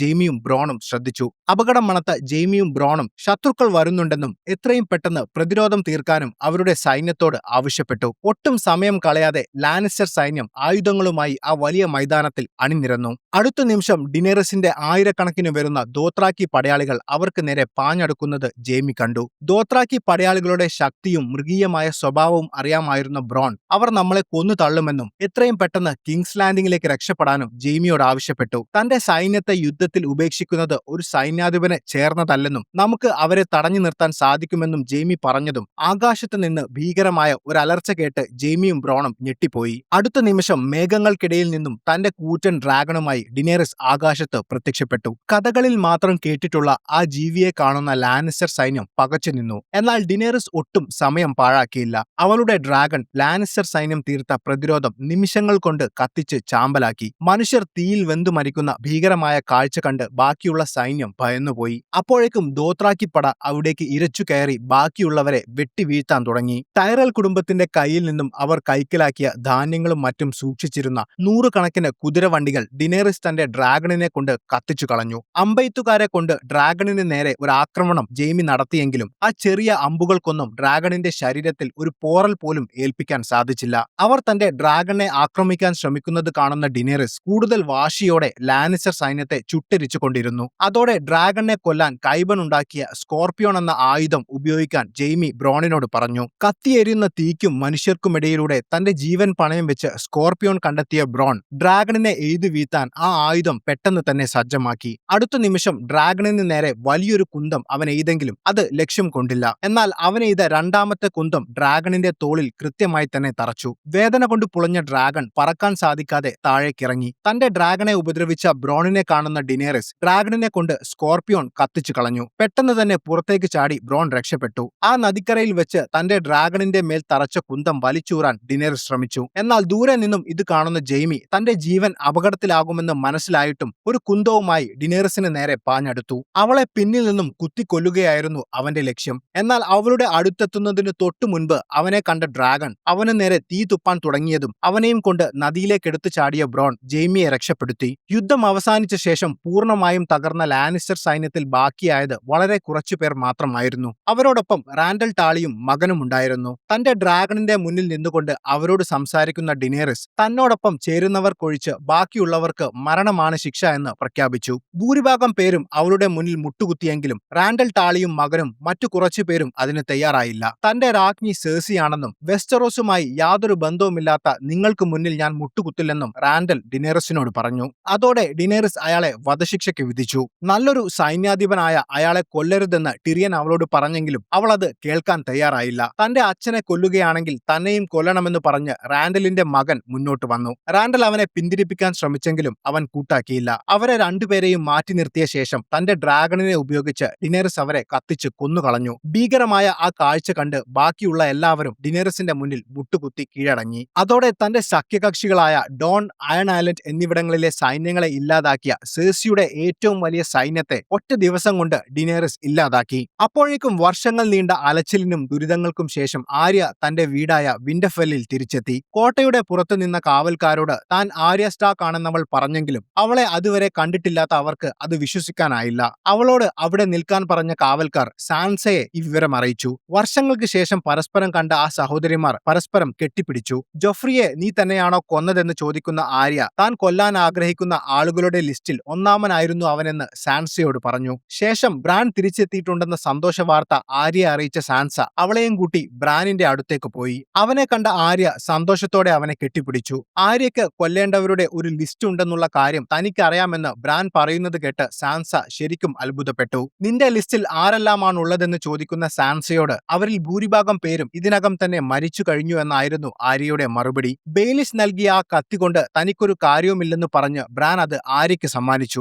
കെയ്റ്റ്ലിൻ സ്റ്റാർക്ക് ആഗ്രഹിച്ചതുപോലെ തന്നെ അവരുടെ മക്കൾ സുരക്ഷിതരായി വിന്റർഫെല്ലിൽ എത്തിയത് കാണുന്ന ബ്രിയാൻ വളരെയധികം സന്തോഷിച്ചു. അന്ന് വൈകുന്നേരം വിന്റർഫെല്ലിന്റെ മുറ്റത്ത് ബ്രിയാനും പോഡ്രിക്കും പല പരിശീലനം നടത്തുന്നത് കാണുന്ന ആര്യ ബ്രിയാനോട് തന്നെയും ഒപ്പം കൂട്ടാൻ ആവശ്യപ്പെട്ടു. നീ കുട്ടിയാണെന്ന് പറഞ്ഞ് ബ്രിയാൻ ആദ്യം അവളെ അവഗണിച്ചെങ്കിലും അവളുടെ നിർബന്ധം മൂലം അതിന് തയ്യാറായി. എന്നാൽ ബ്രിയാനെ ഞെട്ടിച്ചുകൊണ്ട് അവളുടെ ഓരോ നീക്കങ്ങളെയും ആര്യ വളരെ വേഗത്തിൽ തടഞ്ഞു. ബ്രിയാന്റെ വലിയ വാളിനെ ആര്യ തന്റെ ചെറിയ വാളുകൊണ്ട് നിഷ്പ്രയാസം നേരിട്ടു. ആര്യയുടെ ചടുലമായ ചുവടുകളും മെയ്വഴക്കവും കണ്ട് ബ്രിയാൻ അമ്പരന്നുപോയി. കോട്ടയുടെ മുകളിൽ നിന്ന് ഇതെല്ലാം കണ്ടുകൊണ്ടിരുന്ന സാൻസയുടെ കണ്ണുകൾ വിടർന്നു. തന്റെ കുഞ്ഞനിയത്തി ഇപ്പോൾ എത്രത്തോളം അപകടകാരിയായ ഒരു പോരാളിയായി മാറിയിരിക്കുന്നുവെന്ന് സാൻസ തിരിച്ചറിഞ്ഞു. അവളോടൊപ്പം ഇത് കണ്ട് നിന്ന ബെയിലിഷിന്റെ മുഖത്തും ഭയം നിഴലിച്ചിരുന്നു. അടുത്ത ദിവസം വാർഗിംഗ് ചെയ്ത് കാക്കകളുടെ ശരീരത്തിൽ കയറിയ ബ്രാൻ അവയെ മതിലിനപ്പുറത്തേക്ക് പറത്തിവിട്ടു. മതിൽ കടന്ന് വിജനമായ ആ കാടുകളിലൂടെ പറന്ന അവയുടെ കണ്ണിലൂടെ നൈറ്റ് കിങ്ങും 10,000 വരുന്ന വൈറ്റ് വാക്കേഴ്സും ഈസ്റ്റ് വാച്ച് എന്ന നൈറ്റ്സ് വാച്ചിന്റെ കോട്ട ലക്ഷ്യമാക്കി നീങ്ങുന്ന കാഴ്ച കണ്ട അവൻ വൈറ്റ് വാക്കേഴ്സ് വരുന്നുവെന്ന മുന്നറിയിപ്പ് അടങ്ങുന്ന സന്ദേശം വെസ്റ്ററോസിലെ എല്ലാ പ്രഭുക്കന്മാർക്കും സിറ്റാഡലിലേക്കും അയച്ചു. അപ്പോഴേക്കും സിറ്റാഡലിൽ സാം ജോറയെ ചികിത്സിച്ചു ഭേദമാക്കിയിരുന്നു. ഒരു ദിവസം ജോറയെ വീണ്ടും പരിശോധിക്കുന്ന ആർച്ച് മേസ്റ്റർ ജോറയുടെ ശരീരത്തിലെ ഗ്രേ സ്കെയിൽ പൂർണ്ണമായും ഭേദമായിരിക്കുന്നത് കണ്ട് അത്ഭുതപ്പെട്ടു. അത് തനിയെ മാറിയതാണെന്നും തനിക്കിപ്പോൾ നല്ല ആശ്വാസമുണ്ടെന്നും ജോറ അയാളോട് കള്ളം പറഞ്ഞെങ്കിലും വളരെ അപകടകരമായ ആ ശസ്ത്രക്രിയ വിജയകരമായി ചെയ്തത് സാം ആണെന്ന് ഇബ്രോസിന് മനസ്സിലായി. അസുഖം ഭേദമായ ജോറയ്ക്ക് അവിടെ നിന്നും പോകാൻ അയാൾ അനുവാദം നൽകി. തന്റെ ജീവൻ രക്ഷിച്ച സാമിനോട് നന്ദി പറഞ്ഞ ജോറ ഡിനേറസിനെ തേടി യാത്ര തിരിച്ചു. തന്റെ നിർദ്ദേശം ധിക്കരിച്ച് ജോറയെ ചികിത്സിച്ച സാമിനെ മേസ്റ്റർ ചോദ്യം ചെയ്തെങ്കിലും ഒരാളുടെ ജീവൻ രക്ഷിക്കാൻ അവന്റെ പ്രവൃത്തി സഹായിച്ചതിനാൽ അയാൾ അവനെ സിറ്റാഡലിൽ നിന്നും പുറത്താക്കിയില്ല. പക്ഷെ അതിനുള്ള ശിക്ഷയായി പഴകി നശിക്കാൻ തുടങ്ങിയ പഴയ പുസ്തകങ്ങളും ഗ്രന്ഥങ്ങളും പുതിയ പുസ്തകങ്ങളിലേക്ക് പകർത്താൻ അയാൾ അവനെ ഏൽപ്പിച്ചു. അതേസമയം ബ്രാൻ അയച്ച കത്ത് വായിക്കുന്ന സിറ്റാഡലിലെ പണ്ഡിതരായ ആർച്ച് മേസ്റ്റർമാർ അതൊരു തമാശയായോ അല്ലെങ്കിൽ വെസ്റ്ററോസിൽ നടക്കുന്ന അധികാര തർക്കങ്ങളിൽ പരസ്പരം ചതിക്കുന്ന രാജാക്കന്മാരുടെ തന്ത്രമായോ ആണ് കരുതിയത്. എന്നാൽ ഇതെല്ലാം കേൾക്കുന്ന സാം ഇത് സത്യമാണെന്നും ജോണിനെ സഹായിക്കാൻ മേസ്റ്റർമാർ വെസ്റ്ററോസിലെ രാജാക്കന്മാരോട് ആവശ്യപ്പെടണമെന്നും അപേക്ഷിച്ചു. എന്നാൽ അവർ അത് ചെവികൊണ്ടില്ല. നിരാശയോടെ സാം തന്റെ മുറിയിലേക്ക് തിരിച്ചുപോയി. ആ സമയത്ത് അവിടെയിരുന്ന് ഹൈസെപ്റ്റൻ മെയ്നാർഡ് എന്നൊരു പുരോഹിതന്റെ പഴയ ഡയറി വായിക്കുകയായിരുന്നു ഗില്ലി. മാഡ് കിങ്ങിന്റെ മകനും ഡിനേറസിന്റെ ചേട്ടനുമായ റെയ്ഗാർ തന്റെ ആദ്യ വിവാഹം റദ്ദാക്കി ഡോണിൽ വെച്ച് മറ്റൊരാളെ രഹസ്യമായി വിവാഹം കഴിച്ച കാര്യം അവൾ സാം കേൾക്കെ ഉറക്കെ വായിച്ചെങ്കിലും പണ്ഡിതന്മാരോടുള്ള ദേഷ്യത്തിൽ നിരാശനായിരുന്ന സാമിന് ഗില്ലി വായിച്ച ആ വരികളുടെ പ്രാധാന്യം മനസ്സിലായില്ല. വെസ്റ്ററോസിന്റെ ചരിത്രത്തിലെ ഏറ്റവും വലിയൊരു രഹസ്യമായിരുന്നു ഗില്ലി അവിടെ വായിച്ചത്. എന്നാൽ മേസ്റ്റർമാരുടെ അവഗണനയും സിറ്റാഡലിലെ ആ നരക ജീവിതവും മടുത്തിരുന്ന അവൻ ലൈബ്രറിയിൽ നിന്നും കിട്ടാവുന്നത്ര പുസ്തകങ്ങൾ വാരിക്കൂട്ടി ആരും അറിയാതെ ഗില്ലിയുമായി വിന്റർഫെല്ലിലേക്ക് യാത്ര തിരിച്ചു. അപ്പോഴേക്കും ഡിനേറസിന്റെ ആക്രമണത്തിൽ നിന്നും രക്ഷപ്പെട്ട് കിങ്സ് ലാൻഡിംഗിലെത്തിയ ജെയ്മി സേഴ്സിയെ കണ്ട് കാര്യങ്ങൾ സംസാരിച്ചു. യുദ്ധത്തിൽ അവർ തോറ്റെന്ന വിവരം നേരത്തെ അറിഞ്ഞിരുന്ന സേഴ്സി ഒന്നും പേടിക്കാനില്ലെന്നും ടൈറൽ കുടുംബത്തിന്റെ കയ്യിൽ നിന്നും ലഭിച്ച സ്വർണം ഉപയോഗിച്ച് കൂലിപ്പടയാളികളെ വാങ്ങി ഡിനേറസിനെ നമുക്ക് നേരിടാമെന്നും പറഞ്ഞു. എന്നാൽ ഡിനേറസിന്റെ ദോത്രാക്കി പടയ്ക്കും ഡ്രാഗണുകൾക്കും മുന്നിൽ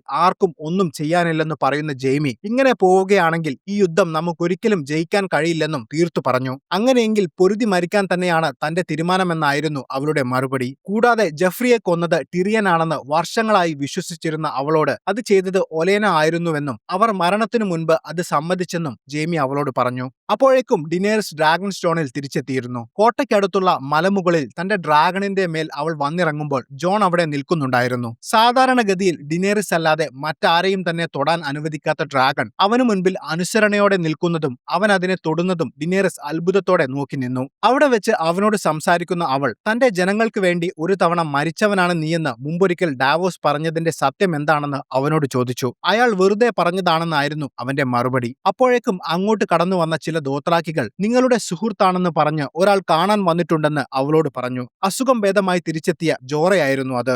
ജോറയെ സന്തോഷത്തോടെ സ്വീകരിച്ച അവൾ ജോണിനെ അയാൾക്ക് പരിചയപ്പെടുത്തി. നിങ്ങളുടെ അച്ഛൻ ജിയോ മോമോണ്ടിന്റെ ശിഷ്യനായിരുന്നു താനെന്നും അദ്ദേഹം വലിയൊരു മനുഷ്യനായിരുന്നുവെന്നും ജോൺ ജോറയോട് പറഞ്ഞു. ഡിനേറസ് വീണ്ടും ജോറയെ തന്റെ സൈന്യാധിപനാക്കി നിയമിച്ചു. അടുത്ത ദിവസം ഡിനേറസിനെ പറ്റി സംസാരിക്കുന്ന വാരിസും ടിറിയനും തന്റെ അച്ഛനെ പോലെ എതിരാളികളെ കത്തിച്ചു കൊല്ലുന്നതിൽ അവൾ ആനന്ദം കണ്ടെത്തുന്നുണ്ടോ എന്ന ഭയം പങ്കുവച്ചു. അവളെ കാര്യങ്ങൾ പറഞ്ഞു മനസ്സിലാക്കി കൂടുതൽ ക്ഷമയോടെ കാര്യങ്ങൾ തീരുമാനിക്കാൻ സഹായിക്കാൻ വാരിസ് ടിറിയനോട് ആവശ്യപ്പെട്ടു. അപ്പോഴേക്കും വിന്റർഫെല്ലിൽ നിന്നും ഒരു സന്ദേശം ജോണിനെ തേടിയെത്തി. ബ്രാനും ആര്യയും അവിടെ തിരിച്ചെത്തിയെന്നും വൈറ്റ് വാക്കേഴ്സിന്റെ സൈന്യം കാസിൽ ബ്ലാക്കിന്റെ അടുത്തെത്താറായെന്നുമായിരുന്നു ആ സന്ദേശം. ഇതോടെ എത്രയും പെട്ടെന്ന് തിരിച്ചുപോയി തന്റെ ജനങ്ങളെ രക്ഷിക്കണമെന്ന് ഡിനേറിസിനോട് പറയുന്ന ജോൺ അവൾ സഹായിച്ചില്ലെങ്കിൽ ഉള്ള ആളുകളെ വെച്ച് മരണം വരെ പോരാടാനാണ് തന്റെ തീരുമാനമെന്നും പറഞ്ഞു. എന്നാൽ ഇപ്പോൾ നോർത്തിലേക്ക് പോയാൽ താൻ ഇതുവരെ നേടിയതെല്ലാം സേഴ്സി തിരിച്ചുപിടിക്കുമെന്ന് അവൾ പറഞ്ഞപ്പോൾ ടിറിയൻ മറ്റൊരു പദ്ധതി അവതരിപ്പിച്ചു. യഥാർത്ഥ ഭീഷണിയായ വൈറ്റ് വാക്കേഴ്സ് ഒരു കെട്ടുകഥയായി മാത്രമാണ് സേഴ്സി കരുതുന്നത്. അത് സത്യമാണെന്ന് അവളെ ബോധിപ്പിക്കാൻ നമുക്ക് സാധിച്ചാൽ അവളും നമ്മളെ സഹായിക്കാൻ സാധ്യതയുണ്ടെന്ന് അവൻ പറഞ്ഞു. അതിനായി കുറച്ചുപേർ പോയി ഒരു വൈറ്റ് വാക്കറെ ജീവനോടെ പിടികൂടി അവളുടെ മുന്നിൽ എത്തിച്ചാൽ മതിയെന്നും അവൻ പറഞ്ഞു. എന്നാൽ ഇക്കാര്യം അറിയിക്കാൻ നമ്മൾ കിങ്സ് ലാൻഡിംഗിൽ പോയാൽ ആദ്യം അവൾ നമ്മളെ കൊല്ലുമെന്ന് പറയുന്ന വാരിസിനോട് സേഴ്സി ഒരിക്കലും ജെയ്മിയുടെ വാക്ക് അവഗണിക്കില്ലെന്നും ജെയ്മിയോട് താൻ സംസാരിക്കാമെന്നും ടിറിയൻ പറഞ്ഞു. ജെയ്മിയെ കാണാൻ അവനെ രഹസ്യമായി കിങ്സ് ലാൻഡിംഗിൽ എത്തിക്കാമെന്ന് ഡാവോസ് ഏറ്റു. എന്നാൽ ആരാണ് വൈറ്റ് വാക്കറെ പിടിക്കാൻ പോവുകയെന്ന ചോദ്യം ഉയർന്നപ്പോൾ അതിനായി ജോണും ജോറയും പോകാമെന്ന് തീരുമാനിച്ചു. അവരുടെ ഒപ്പം ടോമണ്ടും സംഘവും ചേരുമെന്നും ജോൺ പറഞ്ഞു. അങ്ങനെ ഡാവോസും ടിറിയനും കിങ്സ് ലാൻഡിംഗിന്റെ തീരത്ത് ഒരു ചെറിയ തോണിയിൽ വന്നിറങ്ങി. ടിറിയനോട് എത്രയും പെട്ടെന്ന് ജെയ്മിയെ കണ്ടെത്തി സംസാരിച്ച് തിരിച്ചു വരാൻ പറയുന്ന ഡാവോസ് തനിക്ക് കിങ്സ് ലാൻഡിംഗിൽ മറ്റൊരാളെ കാണാനുണ്ടെന്നും പറഞ്ഞ് അവിടെ നിന്നും പോയി. തന്നോടുള്ള ദേഷ്യം കാരണം ജെയ്മി തന്നെ കാണാൻ സമ്മതിക്കില്ല എന്നറിയാമായിരുന്ന ടിറിയൻ ബ്രോനെ ഉപയോഗിച്ച് തന്ത്രപരമായി അവനെ തന്റെ അടുത്തേക്ക് വരുത്തി. വർഷങ്ങൾക്ക് ശേഷം തന്റെ അനുജനെ കണ്ട ജെയ്മി അവനോട് സംസാരിക്കാൻ കൂട്ടാക്കിയില്ല. തങ്ങളുടെ അച്ഛനായ ടൈവനെ ടിറിയൻ കൊലപ്പെടുത്തിയതിന്റെ പേരിൽ അവർ തമ്മിൽ തർക്കിച്ചു. എന്നാൽ താൻ ഇപ്പോൾ വന്നത് പ്രധാനപ്പെട്ട മറ്റൊരു കാര്യം സംസാരിക്കാനാണെന്ന് പറയുന്ന ടിറിയൻ വൈറ്റ് വാക്കേഴ്സിനെ പറ്റിയും അവരോടൊപ്പം ആ യുദ്ധത്തിൽ പങ്കെടുക്കാൻ സേഴ്സിയോട് സംസാരിക്കാനും ആവശ്യപ്പെട്ടു. അതേസമയം കിങ്സ് ലാൻഡിംഗിലെ തെരുവിൽ ആയുധങ്ങൾ വിൽക്കുന്ന ചന്തയിലേക്കാണ് ഡാവോസ് നേരെ പോയത്. ഒരു കടയിൽ ആയുധങ്ങൾ നിർമ്മിച്ചുകൊണ്ടിരിക്കുന്ന ഒരു പയ്യനെ അയാൾ ശ്രദ്ധിച്ചു. അയാൾ തേടി വന്നതും അവനെ തന്നെ ആയിരുന്നു. വർഷങ്ങൾക്ക് മുൻപ് സ്റ്റാനിസിന് വേണ്ടി ആഭിചാരം ചെയ്യാൻ മെലിസാൻഡ്ര ബലി കൊടുക്കാൻ ശ്രമിച്ച റോബർട്ട് ബറാത്തിയന്റെ മകൻ ജെൻട്രി ആയിരുന്നു അത്. അന്ന് അവനെ ഡ്രാഗൺ സ്റ്റോണിൽ നിന്നും രക്ഷപ്പെടുത്തിയത് ഡാവോസ് ആയിരുന്നു. തന്റെ ജീവൻ രക്ഷിച്ച ഡാവോസിനെ കണ്ട ജെൻട്രി അയാളുടെ അടുത്തേക്ക് ചെന്നു. താനിപ്പോൾ ജോണിന്റെ കൂടെയാണെന്നും നിനക്ക് ഒരു ജോലിയുണ്ടെന്നും ഡാവോസ് പറഞ്ഞു തീരുന്നതിനു മുൻപ് തന്നെ അവൻ തന്റെ സാധനങ്ങളെല്ലാം എടുത്ത് അയാൾക്കൊപ്പം പോകാൻ തയ്യാറായി. തന്റെ അച്ഛനെ കൊന്ന ലാനിസർമാരെ കൊല്ലാൻ എന്ത് സഹായവും ചെയ്യാൻ താൻ തയ്യാറാണെന്ന് പറയുന്ന അവൻ തന്റെ അച്ഛൻ റോബർട്ട് ബറാത്തിയൻ ഉപയോഗിച്ചിരുന്ന പോലെ വലിയൊരു ഹാമർ ഉണ്ടാക്കി വെച്ചിരുന്നു. എന്നാൽ നീ ആരാണെന്നും നിന്റെ യഥാർത്ഥ പേരും ഒരിക്കലും ആരോടും വെളിപ്പെടുത്തരുതെന്ന് ഡാവോസ് അവനോട് പറഞ്ഞു. അങ്ങനെ ജെൻട്രിയും ഡാവോസും നദിക്കരയിലെത്തി ടിറിയന്റെ വരവിനായി കാത്തിരുന്നു. അപ്പോൾ അവിടേക്ക് വന്ന ലാനിസ്റ്റർ സൈന്യത്തിലെ രണ്ടുപേർ അവരെ ചോദ്യം ചെയ്തു. തങ്ങൾ കച്ചവടത്തിനായി വന്നതാണെന്നും പറഞ്ഞ് ഡാവോസ് അവരെ തിരിച്ചയക്കാൻ തുടങ്ങിയപ്പോഴേക്കും ടിറിയൻ തിരികെ എത്തി. കുള്ളനായ അവനെ ശ്രദ്ധിക്കുന്ന അവർക്ക് അത് ടിറിയൻ ലാനിസ്റ്റർ ആണെന്ന് മനസ്സിലായി. അവനെ പിടിച്ചു കൊടുക്കുന്നവർക്ക് സേഴ്സി പണം കൊടുക്കുമെന്നും അവർക്കറിയാമായിരുന്നു. ടിറിയനെ പിടികൂടാൻ അവർ തുടങ്ങുമ്പോഴേക്കും ജെൻട്രി തന്റെ ഹാമർ ഉപയോഗിച്ച് അവരെ കൊന്നുകളഞ്ഞു. ശേഷം അവർ മൂന്നുപേരും അവിടെ നിന്നും രക്ഷപ്പെട്ട് ഡ്രാഗൺ സ്റ്റോണിലേക്ക് തിരിച്ചു. അതിനുശേഷം കിങ്സ് ലാൻഡിംഗിൽ സേഴ്സിയെ കാണുന്ന ജെയ്മി താൻ ടിറിയനെ കണ്ടുവെന്നും തൽക്കാലം യുദ്ധം നിർത്തിവെച്ച് ഒരു സമാധാന ചർച്ചയ്ക്ക് ഡിനേറിസ് തയ്യാറാണെന്നും പറഞ്ഞു. വടക്ക് നിന്ന് വരുന്ന വൈറ്റ് വാക്കേഴ്സിനെ നേരിടാൻ അവർക്ക് നമ്മുടെ സഹായം ആവശ്യമുണ്ടെന്നും അതിനുള്ള തെളിവ് തരാൻ അവർ തയ്യാറാണെന്നും അവൻ കൂട്ടിച്ചേർത്തു. അങ്ങനെയെങ്കിൽ ഡിനേറിസിനെ തോൽപ്പിക്കാൻ ഈ സമാധാന ചർച്ചകൾ ഒരു അവസരമായി ഉപയോഗിക്കാമെന്ന് സേഴ്സി അവനോട് പറഞ്ഞു. നമ്മുടെ വഴിയിൽ നിൽക്കുന്ന എല്ലാവരെയും നമ്മൾ തോൽപ്പിക്കുമെന്ന് പറയുന്ന സേഴ്സി ഒരു സത്യം കൂടി അവനോട് വെളിപ്പെടുത്തി. ജെയ്മിയിൽ അവൾക്ക് മറ്റൊരു കുഞ്ഞു പിറക്കാൻ പോകുന്ന കാര്യം അവൾ അവിടെ വെച്ച് അവനോട് പറഞ്ഞു. ആ വാർത്ത ഒരേ സമയം ജെയ്മിക്ക് ഞെട്ടലും സന്തോഷവും സമ്മാനിച്ചു. എന്നാൽ ജെയ്മി പതിയെ തന്നിൽ നിന്ന് അകലുകയാണെന്നും താൻ ചെയ്യുന്ന ക്രൂരതകൾ അവൻ ഇഷ്ടപ്പെടുന്നില്ലെന്നും മനസ്സിലാക്കിയിരുന്ന സേഴ്സി ആ ഗർഭം ഒരു ആയുധമാക്കാൻ തീരുമാനിച്ചു. ജെയ്മിയെ പൂർണ്ണമായും തന്റെ വരുതിയിൽ നിർത്താനും തനിക്ക് വേണ്ടി എന്തു ക്രൂരതയും ചെയ്യാൻ അവനെ പ്രേരിപ്പിക്കാനുമുള്ള സേഴ്സിയുടെ തന്ത്രമായിരുന്നു ഈ ഗർഭവാർത്ത. അവൾ ആഗ്രഹിച്ച പോലെ തന്നെ ഈ വാർത്ത കേൾക്കുന്ന ജെയ്മി വീണ്ടും സേഴ്സിയുടെ സ്നേഹത്തിൽ വീഴുകയും അവളെ കെട്ടിപ്പിടിക്കുകയും ചെയ്തു. അപ്പോഴേക്കും ഡ്രാഗൺ സ്റ്റോണിൽ എത്തിയ ഡാവോസ് ആരെങ്കിലും ചോദിച്ചാൽ നിന്റെ പേര് ക്ലാവിസ് എന്നാണെന്ന് പറയാനും ഒരിക്കലും നിന്റെ യഥാർത്ഥ പേരും വിവരങ്ങളും ആരോടും പറയരുതെന്നും ജെൻട്രിയോട് പറഞ്ഞു. പക്ഷേ ജോണിനെ പരിചയപ്പെടാൻ പോയ ജെൻട്രി തന്റെ യഥാർത്ഥ പേരും താൻ റോബർട്ട് ബറാത്തിയന്റെ മകനാണെന്നും വെളിപ്പെടുത്തി. ഞങ്ങളുടെ അച്ഛന്മാരായ നെഡ് സ്റ്റാർക്കും റോബർട്ടും നല്ല സുഹൃത്തുക്കളായിരുന്നുവെന്നും ഞങ്ങൾക്കും അതുപോലെ ആവാമെന്നുമായിരുന്നു ജെൻട്രിയുടെ പക്ഷം. കൂടാതെ വൈറ്റ് വാക്കേഴ്സിനെ പിടികൂടാൻ താനും കൂടെ വരാമെന്ന് ജെൻട്രി അവനോട് പറഞ്ഞു. അങ്ങനെ ജീവനോടെ ഒരു വൈറ്റ് വാക്കറെ പിടിക്കാനായി ഡാവോസും ജെൻട്രിയും ജോറയും ജോണിനൊപ്പം നോർത്തിലേക്ക് പുറപ്പെട്ടു. കാസിൽ ബ്ലാക്കിനടുത്തുള്ള ഈസ്റ്റ് വാച്ച് കടൽ തീരത്ത് വന്നിറങ്ങിയ ജോണും സംഘവും അവിടെ വെച്ച് ടോമുണ്ടിനോട് കാര്യങ്ങളെല്ലാം വിശദീകരിച്ചു. എന്നാൽ മതിലിനപ്പുറമുള്ള ഭീകരതകൾ ഒരിക്കൽ അനുഭവിച്ചിട്ടും നിനക്ക് വീണ്ടും അങ്ങോട്ട് പോണോ എന്നായിരുന്നു ടോമുണ്ടിന്റെ ചോദ്യം. പോകാതെ വേറെ വഴിയില്ലെന്ന് പറയുന്ന ജോണിനോട് നിന്നെ പോലെ അങ്ങോട്ട് പോകാനിറങ്ങിയ മറ്റൊരു കൂട്ടർ ഇവിടെയുണ്ടെന്ന് പറയുന്ന ടോമുണ്ട് അവർ തടവിൽ പാർപ്പിച്ചിരിക്കുന്ന ഒരു സംഘത്തിന്റെ അടുത്തേക്ക് അവനെ കൊണ്ടുപോയി. നൈറ്റ് കിങ്ങിനെ നേരിട്ട് ജനങ്ങളെ രക്ഷിക്കാൻ ഇറങ്ങിയ ബ്രദർഹുഡിലെ ബെറിക് ഡൊണ്ടാരിയനും സംഘവുമായിരുന്നു അത്. മതിൽ കടക്കാൻ ശ്രമിക്കുന്നതിനിടെ ടോമുണ്ടിന്റെ കയ്യിൽ അകപ്പെട്ടതായിരുന്നു അവർ. എന്നാൽ പണ്ട് തന്നെ പണത്തിനായി മെലിസാൻഡ്രയ്ക്ക് വിറ്റവരാണ് അവരെന്നും അവരെ വിശ്വസിക്കരുതെന്നും ജെൻട്രി ജോണിനോട് പറഞ്ഞു. എന്നാൽ ഇതൊന്നും പറഞ്ഞു തർക്കിക്കാൻ നമുക്ക് സമയമില്ലെന്നും അവരും തങ്ങളുടെ കൂടെ വരട്ടെ എന്നും ജോൺ പറഞ്ഞു. അങ്ങനെ അവരെല്ലാവരും കൂടി മതിൽ കടന്ന് മഞ്ഞു നിറഞ്ഞ കാടുകളിലേക്ക് വൈറ്റ് വാക്കേഴ്സിനെ അന്വേഷിച്ചിറങ്ങി. ആ യാത്രക്കിടയിൽ ജിയോ മോമോൺ തനിക്ക് സമ്മാനിച്ച വാള് അയാളുടെ മകനായ ജോറയ്ക്ക് തിരിച്ചു നൽകാൻ ജോൺ ശ്രമിക്കുന്നുണ്ടെങ്കിലും ജോറ അത് അവന് തന്നെ തിരിച്ചു നൽകി. കൊടുങ്കാറ്റും കനത്ത മഞ്ഞുവീഴ്ചയും കാരണം മുന്നോട്ടുള്ള വഴി അവർക്ക് കാണാൻ സാധിക്കാത്ത അവസ്ഥയിലായി. പെട്ടെന്ന് നീല കണ്ണുകളുള്ള ഒരു ഭീകര രൂപം ദൂരെ നിന്ന് അവരെ തുറിച്ചു നോക്കുന്നതായി അവർ ശ്രദ്ധിച്ചു. അതെന്താണെന്ന് തിരിച്ചറിയുന്നതിനു മുൻപ് അവരെ ആക്രമിക്കുന്ന ആ ജീവി അവരുടെ കൂടെ ഉണ്ടായിരുന്ന ഒരാളെ കടിച്ചെടുത്ത് മഞ്ഞിനുള്ളിലേക്ക് മറഞ്ഞു. വൈറ്റ് വാക്കേഴ്സിന്റെ സൈന്യത്തിലുള്ള ഭീമാകാരനായ ഒരു കരടിയായിരുന്നു അത്. ശക്തമായ കൊടുങ്കാറ്റിൽ മഞ്ഞു നിറഞ്ഞ അന്തരീക്ഷത്തിൽ ഒന്നും കാണാൻ സാധിച്ചില്ലെങ്കിലും അവർ ഒരു ഏറ്റുമുട്ടലിന് തയ്യാറെടുത്തു. അടുത്ത നിമിഷം പിന്നിൽ നിന്നും വീണ്ടും അവരെ ആക്രമിച്ച ആ കരടിയെ ബെറിക്കും തോറോസും തങ്ങളുടെ തീ കത്തുന്ന വാളുകൾ ഉപയോഗിച്ച് നേരിട്ടു. എന്നാൽ തീ കണ്ടപ്പോൾ പഴയകാല ഓർമ്മകൾ കാരണം ഭയന്നു നിന്ന ഹൗണ്ടിനെ രക്ഷിക്കാൻ ശ്രമിക്കുന്നതിനിടയിൽ തോറോസിന് കരടിയുടെ കടിയേറ്റ് ഗുരുതരമായി പരിക്കേറ്റു. ഒടുവിൽ ജോറ തന്റെ കത്തി ഉപയോഗിച്ച് ആ കരടിയെ കൊന്നുകളഞ്ഞു. ഗുരുതരമായി പരിക്കേറ്റ തോറോസിന്റെ മുറിവുകൾ കയ്യിലെ മദ്യം ഉപയോഗിച്ച് വൃത്തിയാക്കിയ ബെറിക്ക് തീ ഉപയോഗിച്ച് മുറിവ് കരിച്ചു കളയാൻ ശ്രമിച്ച ശേഷം അവർ വീണ്ടും യാത്ര തുടർന്നു. ഒരുപാട് ദൂരം മുന്നോട്ട് പോയ ശേഷം അവർ ഒരു മലയിടുക്കിലെത്തി. അവിടെ വെച്ച് എന്തോ ഒരു ശബ്ദം ശ്രദ്ധിക്കുന്ന ടോമുണ്ട് എല്ലാവരോടും ഒരു ഏറ്റുമുട്ടലിന് തയ്യാറെടുക്കാൻ ആവശ്യപ്പെട്ടു. ഒളിഞ്ഞിരുന്ന അവർ ശത്രുവിന്റെ വരവിനായി കാത്തിരുന്നു. മലയുടെ താഴെയുള്ള പാതയിലൂടെ നൈറ്റ് കിങ്ങിന്റെ സൈന്യാധിപന്മാരിൽ ഒരാളും 15ഓളം വൈറ്റ് വാക്കേഴ്സും നടന്നു പോകുന്നത് അവർ കണ്ടു. ഒരു വലിയ സൈന്യമില്ലാത്തതിനാൽ എളുപ്പത്തിൽ അവരെ ഇല്ലാതാക്കി അതിലൊരുവനെ ജീവനോടെ പിടികൂടാമെന്ന് അവർ കണക്കുകൂട്ടി.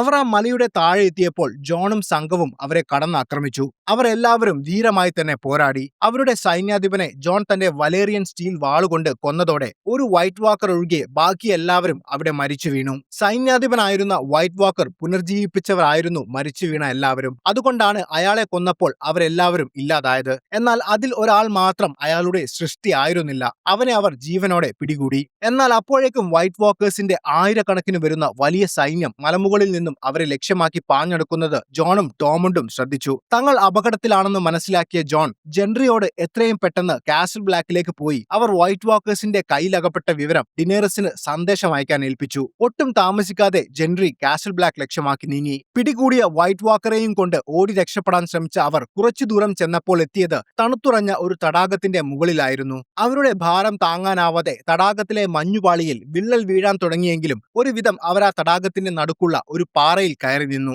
അപ്പോഴേക്കും വൈറ്റ് വാക്കേഴ്സിന്റെ വമ്പൻ സൈന്യം ആ തടാകം വളഞ്ഞിരുന്നു. എന്നാൽ അവരുടെ ഭാരം താങ്ങാനാവാതെ തടാകത്തിലെ ഐസ് പൊട്ടി വൈറ്റ് വാക്കേഴ്സ് വെള്ളത്തിലേക്ക് വീഴാൻ തുടങ്ങിയപ്പോൾ അവർ മുന്നോട്ട് നീങ്ങാൻ തയ്യാറായില്ല. അതോടെ ജോണും സംഘവും ആയിരക്കണക്കിന് വൈറ്റ് വാക്കേഴ്സ് സൈന്യത്തിന്റെ നടുവിലകപ്പെട്ടു. അപ്പോഴേക്കും കാസിൽ ബ്ലാക്കിലെത്തിയ ജെൻട്രി എഡിസണെയും സംഘത്തെയും വിവരങ്ങൾ അറിയിച്ചിരുന്നു. ജോൺ പറഞ്ഞതുപോലെ തന്നെ അവർ ഡിനേറസിന് സന്ദേശം അയക്കുകയും ചെയ്തു. അന്ന് രാത്രി ആയപ്പോഴേക്കും പരുക്കേറ്റ തോറോസിന്റെ നില കൂടുതൽ ഗുരുതരമായി. അയാൾ പതുക്കെ മരണത്തിന് കീഴടങ്ങി. അയാൾ ഒരു വൈറ്റ് വാക്കറായി മാറാതിരിക്കാൻ ബെറിക്ക് തന്റെ പ്രിയപ്പെട്ട സുഹൃത്തിന്റെ മൃതദേഹം കത്തിച്ചു കളഞ്ഞു. അപ്പോഴും വൈറ്റ് വാക്കേഴ്സ് സൈന്യം അനങ്ങാതെ അവരെ നോക്കിക്കൊണ്ട് അവിടെ നിൽക്കുന്നുണ്ടായിരുന്നു. അതേസമയം ജോണിന്റെ സന്ദേശം ലഭിച്ച ഡിനേറസ് തന്റെ ഡ്രാഗണുകളുമായി അവരെ രക്ഷിക്കാൻ നോർത്തിലേക്ക് പോകാനൊരുങ്ങി. അത് അപകടമാണെന്നും പോകരുതെന്നും ടിറിയൻ അവളെ ഉപദേശിച്ചെങ്കിലും അത് കേൾക്കാൻ തയ്യാറാകാതെ അവളും ഡ്രാഗണുകളും നോർത്ത് ലക്ഷ്യമാക്കി പറന്നുയർന്നു. അടുത്ത ദിവസം രാവിലെ ഹൗണ്ട് ഒരു കല്ലെടുത്ത് അനങ്ങാതെ നിൽക്കുന്ന വൈറ്റ് വാക്കേഴ്സ് സൈന്യത്തിന് നേരെ എറിഞ്ഞു. നിലത്തെ ഐസിലൂടെ ആ കല്ല് നീങ്ങി വരുന്നത് ശ്രദ്ധിക്കുന്ന വൈറ്റ് വാക്കേഴ്സിന് തടാകം വീണ്ടും ഉറച്ചുവെന്നും തങ്ങൾക്ക് മുന്നോട്ട് പോകാമെന്നും മനസ്സിലായി. അതോടെ അവർ വീണ്ടും ജോണിന്റെയും സംഘത്തിന്റെയും അടുത്തേക്ക് പാഞ്ഞടുത്തു. ഹൗണ്ടിന്റെ ഈ പ്രവൃത്തി കാരണം അവർ വീണ്ടും അപകടത്തിലായി. ജോണും സംഘവും വൈറ്റ് വാക്കേഴ്സും തമ്മിൽ അതിഭീകരമായ ഒരു പോരാട്ടം തന്നെ അവിടെ നടന്നു. ഒപ്പമുണ്ടായിരുന്ന ചിലരെ വൈറ്റ് വാക്കേഴ്സ് കൊല്ലുകയും ചെയ്തു. പക്ഷേ ആയിരക്കണക്കിന് വരുന്ന വൈറ്റ് വാക്കേഴ്സിന് മുന്നിൽ ജോണിനും കൂട്ടർക്കും പിടിച്ചു നിൽക്കാൻ കഴിഞ്ഞില്ല. എല്ലാം നഷ്ടപ്പെട്ട് തങ്ങൾ മരിക്കാൻ പോവുകയാണെന്ന് അവർ ഉറപ്പിച്ച ആ നിമിഷം ആകാശത്ത് നിന്ന് ഒരു ഗർജനം കേട്ടു. ഡിനേറിസ് തന്റെ 3 വലിയ ഡ്രാഗണുകളുമായി അവരെ രക്ഷിക്കാൻ പറന്നെത്തിയതായിരുന്നു. ആ 3 ഡ്രാഗണുകളും ചേർന്ന് വൈറ്റ് വാക്കേഴ്സിന്റെ സൈന്യത്തെ ഭൂരിഭാഗവും ചുട്ടുചാമ്പലാക്കി. ഒരു ഡ്രാഗണിനെയും കൊണ്ട് താഴെ ഇറങ്ങിയ ഡിനേറസ് ജോണിനോടും കൂട്ടരോടും അവർ പിടിച്ച വൈറ്റ് വാക്കറെയും കൊണ്ട് പെട്ടെന്ന് അതിന്റെ മുകളിലേക്ക് കയറാൻ പറഞ്ഞു. എല്ലാവരും പെട്ടെന്ന് തന്നെ ഡ്രാഗണിന്റെ പുറത്തേക്ക് കയറിയപ്പോൾ ജോൺ അപ്പോഴും അവയുമായി താഴെ യുദ്ധം ചെയ്യുകയായിരുന്നു. ഇതെല്ലാം കണ്ടുകൊണ്ടിരുന്ന നൈറ്റ് കിങ് തന്റെ മാന്ത്രിക ശക്തിയുള്ള ഒരു വലിയ കുന്തം കയ്യിലെടുത്തു. ആകാശത്ത് പറന്നുകൊണ്ടിരിക്കുന്ന ഡിനേറസിന്റെ ഡ്രാഗണുകളിൽ ഒന്നായിരുന്നു അവന്റെ ലക്ഷ്യം. തന്റെ സർവ്വശക്തിയും ഉപയോഗിച്ച് നൈറ്റ് കിങ് ആ ആയുധം ഡ്രാഗണിന് നേരെ എറിഞ്ഞു. ഒരു അസ്ത്രം പോലെ പാഞ്ഞു പോയ ആ കുന്തം തീ തുപ്പിക്കൊണ്ടിരുന്ന വിസേറിയന്റെ കഴുത്തിൽ തുളഞ്ഞുകയറി. വേദന കൊണ്ട് പുളഞ്ഞ ആ ഡ്രാഗൺ ചോര വാർന്ന് ആകാശത്ത് നിന്നും താഴേക്ക് പതിച്ചു. വീഴ്ചയുടെ ആഘാതത്തിൽ ആ തടാകത്തിലെ ഐസ് തകർന്ന് കൊടും തണുപ്പുള്ള വെള്ളത്തിലേക്ക് അവൻ മുങ്ങിത്താഴ്ന്നു. സ്വന്തം കുഞ്ഞിനെ പോലെ താൻ സ്നേഹിച്ചിരുന്ന ആ ഡ്രാഗൺ കൺമുന്നിൽ പിടഞ്ഞു മരിക്കുന്നത് കണ്ട് ഡിനേറിസിന്റെ ഹൃദയം തകർന്നുപോയി. അപ്പോഴേക്കും നൈറ്റ് കിങ് മറ്റൊരായുധം കൂടി കയ്യിലെടുത്തു. ഇത്തവണ അവന്റെ ലക്ഷ്യം ഡിനേറിസും മറ്റുള്ളവരും ഇരിക്കുന്ന വലിയ ഡ്രാഗണായ ഡ്രോഗോൺ ആയിരുന്നു. ഇത് കണ്ട് ഭയന്ന ജോൺ വേഗം അവിടെ നിന്നും പറന്നു രക്ഷപ്പെടാൻ ഡിനേറിസിനോട് പറഞ്ഞു. നൈറ്റ് കിങ്ങിനെ കൊല്ലാൻ പാഞ്ഞെടുത്ത ജോൺ അയാളുടെ സൈന്യം ആക്രമിക്കുന്നതിനിടയിൽ തടാകത്തിലെ ഐസ് പൊട്ടി വെള്ളത്തിലേക്ക് വീണു. നൈറ്റ് കിങ് രണ്ടാമത്തെ കുന്തം ഡ്രോഗോണിന് നേരെ എറിഞ്ഞെങ്കിലും ഡ്രാഗൺ ഒഴിഞ്ഞുമാറി. വെള്ളത്തിൽ മുങ്ങിപ്പോയ ജോണിനെ രക്ഷിക്കാൻ ശ്രമിച്ചാൽ നൈറ്റ് കിങ് ബാക്കിയുള്ള ഡ്രാഗണുകളെ കൂടി കൊല്ലുമെന്നുറപ്പായപ്പോൾ ഡിനേറിസിന് മറ്റുള്ളവരെയും കൊണ്ട് അവിടെ നിന്നും രക്ഷപ്പെടേണ്ടി വന്നു. ഡിനേറിസും സംഘവും പോയതോടെ അവിടെ വീണ്ടും ശാന്തമായി. അവിടെ നിന്നും തിരികെ പോകാൻ തുടങ്ങിയ വൈറ്റ് വാക്കേഴ്സ് വെള്ളത്തിൽ നിന്നും ജോൺ സ്നോ വീണ്ടും പുറത്തേക്ക് വരുന്നത് കണ്ട് അവനെ ആക്രമിക്കാൻ വീണ്ടും പാഞ്ഞെടുത്തു. തന്റെ വാളുമായി അവസാനമായി പൊരുതാൻ തന്നെ ജോൺ തയ്യാറെടുത്തു. പെട്ടെന്ന് കറുത്ത കുതിരയുമായി ഒരു മനുഷ്യൻ അവിടെ പ്രത്യക്ഷപ്പെട്ടു. തീ കത്തുന്ന തന്റെ ആയുധം ചുഴറ്റി വൈറ്റ് വാക്കേഴ്സിനെ നേരിടുന്ന അയാൾ ജോണിന്റെ അടുത്തേക്ക് വന്നു. അത് അവന്റെ അമ്മാവനായ ബെഞ്ചൻ സ്റ്റാക്ക് ആയിരുന്നു. കുതിരയിൽ നിന്നും താഴെ ഇറങ്ങിയ ബെഞ്ചൻ പെട്ടെന്ന് തന്നെ ജോണിനെ പിടിച്ച് കുതിരപ്പുറത്ത് കയറ്റി അവനോട് ഈസ്റ്റ് വാച്ചിലേക്ക് പോകാൻ ആവശ്യപ്പെട്ടു. തന്റെ കൂടെ വരാൻ ജോൺ പറഞ്ഞെങ്കിലും ഇനി അതിന് സമയമില്ല എന്ന് പറയുന്ന ബെഞ്ചൻ കുതിരയെ അവിടെ നിന്നും ഓടിച്ചു വിട്ടു. ജോണിനെ സുരക്ഷിതനായി തിരിച്ചയക്കാൻ വേണ്ടി തന്റെ ആയുധവുമായി മരണത്തിലേക്ക് ഓടിക്കയറുന്ന ബെഞ്ചൻ സ്റ്റാക്കിനെയാണ് ജോൺ അവസാനം കണ്ടത്. അതേസമയം ഡിനേറിസും സംഘവും ഈസ്റ്റ് വാച്ചിലെത്തിയിരുന്നു. അവർ പിടികൂടിയ വൈറ്റ് വാക്കറെ പുറംകടലിലുള്ള അവരുടെ കപ്പലിൽ എത്തിക്കാൻ ടോമുണ്ടും ബെറിക്കും ഹൗണ്ടിനെ സഹായിച്ചു. ജോൺ മരിച്ചെന്ന് എല്ലാവരും കരുതിയെങ്കിലും അവൻ തിരിച്ചു വരുമെന്ന് ഡിനേറിസ് ഉറച്ചു വിശ്വസിച്ചു. അപ്പോഴേക്കും ഈസ്റ്റ് വാച്ചിലെത്തിയ ജോണിനെ അവർ പെട്ടെന്ന് തന്നെ കപ്പലിലേക്ക് മാറ്റി. അവന്റെ വസ്ത്രങ്ങൾ മാറ്റുന്നതിനിടയിൽ അവന്റെ നെഞ്ചിലെ കുത്തേറ്റ പാടുകൾ ശ്രദ്ധിച്ച ഡിനേറിസ് അവൻ മരണത്തിൽ നിന്നും ഉയർത്തെഴുന്നേറ്റവനാണെന്ന് മനസ്സിലാക്കി. കുറച്ചു സമയത്തിന് ശേഷം ജോൺ കണ്ണു തുറക്കുമ്പോൾ ഡിനേറിസ് അവന്റെ അരികിലുണ്ടായിരുന്നു. താൻ കാരണം അവളുടെ ഡ്രാഗൺ മരിച്ചതിൽ ജോൺ അവളോട് മാപ്പ് ചോദിച്ചു. അത് സാരമില്ലെന്നും ഇപ്പോഴാണ് കാര്യങ്ങളുടെ യഥാർത്ഥ രൂപം തനിക്ക് മനസ്സിലായതെന്നും പറയുന്ന അവൾ നൈറ്റ് കിങ്ങിനെയും ആ സൈന്യത്തെയും ഇല്ലാതാക്കാൻ താൻ കൂടെ നിൽക്കുമെന്ന് ജോണിന് വാക്ക് നൽകി. അവളെ രാജ്ഞിയായി സ്വീകരിച്ച് മുട്ടുകുത്താൻ താൻ തയ്യാറാണെന്നും വടക്കൻ രാജ്യത്തെ ജനങ്ങൾ അവളെ തങ്ങളുടെ രാജ്ഞിയായി അംഗീകരിക്കുമെന്നും ജോൺ അവൾക്ക് തിരിച്ചും വാക്കു നൽകി. അങ്ങനെ അവർ സേഴ്സിയെ കാണാൻ കിങ്സ് ലാൻഡിങ്ങിലേക്ക് തിരിച്ചു. അതേസമയം തണുത്തുറഞ്ഞ ആ തടാകത്തിൽ മുങ്ങിക്കിടന്ന ഡിനേറിസിന്റെ ഡ്രാഗണിന്റെ ശരീരം നൈറ്റ് കിങ്ങിന്റെ പടയാളികൾ വലിയ ചങ്ങലകൾ ഉപയോഗിച്ച് കെട്ടിവലിച്ച് പുറത്തെത്തിച്ചു.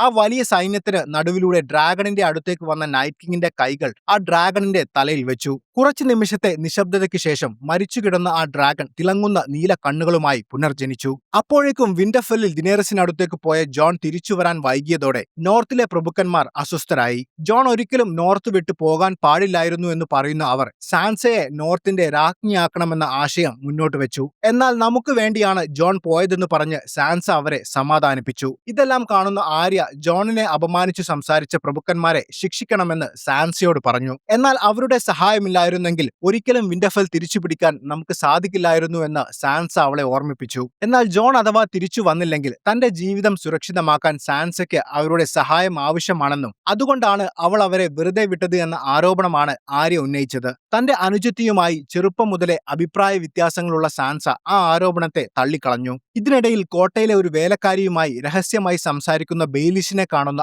ആര്യ അയാളെ പിന്തുടരാൻ തുടങ്ങി. വിന്റർഫെല്ലിലെ പഴയ മെയ്സ്റ്റർ ആയിരുന്ന ലുവിന്റെ രേഖകളിൽ നിന്നും കണ്ടെടുത്ത ഒരു കത്ത് പുതിയ മെയ്സ്റ്റർ വോൾക്കൻ അയാൾക്ക് നൽകുന്നത് ആര്യ കണ്ടു. ഇതിന്റെ വേറെ കോപ്പിയൊന്നുമില്ലെന്ന് ഉറപ്പുവരുത്തിയ ബെയിലിഷ് സാൻസയുടെ പേരിൽ അയാൾക്ക് നന്ദി പറയുന്നത് കേൾക്കുന്ന ആര്യയ്ക്ക് സംശയം തോന്നി. ബെയിലിഷ് പുറത്തുപോയ സമയം അയാളുടെ മുറിയിൽ കയറി പരിശോധിക്കുന്ന ആര്യ അയാൾ ഒളിപ്പിച്ചു വെച്ചിരിക്കുന്ന ആ കത്ത് കണ്ടെത്തി. എന്നാൽ ആര്യ തന്നെ പിന്തുടരുന്നുണ്ടെന്ന് നേരത്തെ അറിയാമായിരുന്ന ബെയിലിഷിന്റെ മറ്റൊരു ചതിയായിരുന്നു അത്. മുൻപ് രാജാവായ റോബർട്ട് ബറാത്തിയന്റെ മരണശേഷം നെഡ് സ്റ്റാക്കിനെ സേഴ്സിയും സംഘവും ചതിയിലൂടെ തടവിലാക്കിയപ്പോൾ നെറ്റിന്റെ മകൻ റോബ് അവർക്കെതിരെ യുദ്ധം പ്രഖ്യാപിച്ചു. യുദ്ധത്തിൽ റോബ് ജയിക്കുമെന്ന ഘട്ടമെത്തിയപ്പോൾ കിങ്സ് ലാൻഡിങ്ങിൽ കുടുങ്ങിപ്പോയ സാൻസയെ സേഴ്സിയും സംഘവും ഭീഷണിപ്പെടുത്തി റോബിന് ഒരു കത്തെഴുതാൻ നിർബന്ധിച്ചു. ജീവൻ രക്ഷിക്കാൻ വേണ്ടി മറ്റു വഴികളില്ലാതെ സാൻസയ്ക്ക് ആ കത്തെഴുതേണ്ടി വന്നു. റോബർട്ട് രാജാവിന്റെ മരണശേഷം കിരീടം തട്ടിയെടുക്കാൻ ശ്രമിച്ച നമ്മുടെ അച്ഛൻ നെഡ് സ്റ്റാക്ക് രാജ്യദ്രോഹിയാണെന്നും ലാനിസ്റ്റർമാർക്കെതിരെയുള്ള യുദ്ധം അവസാനിപ്പിച്ച് റോബ് ഉടൻ തന്നെ ജോഫ്രിയോട് കൂറ് പ്രഖ്യാപിക്കണമെന്നും സാൻസ ആ കത്തിൽ ആവശ്യപ്പെട്ടിരുന്നു.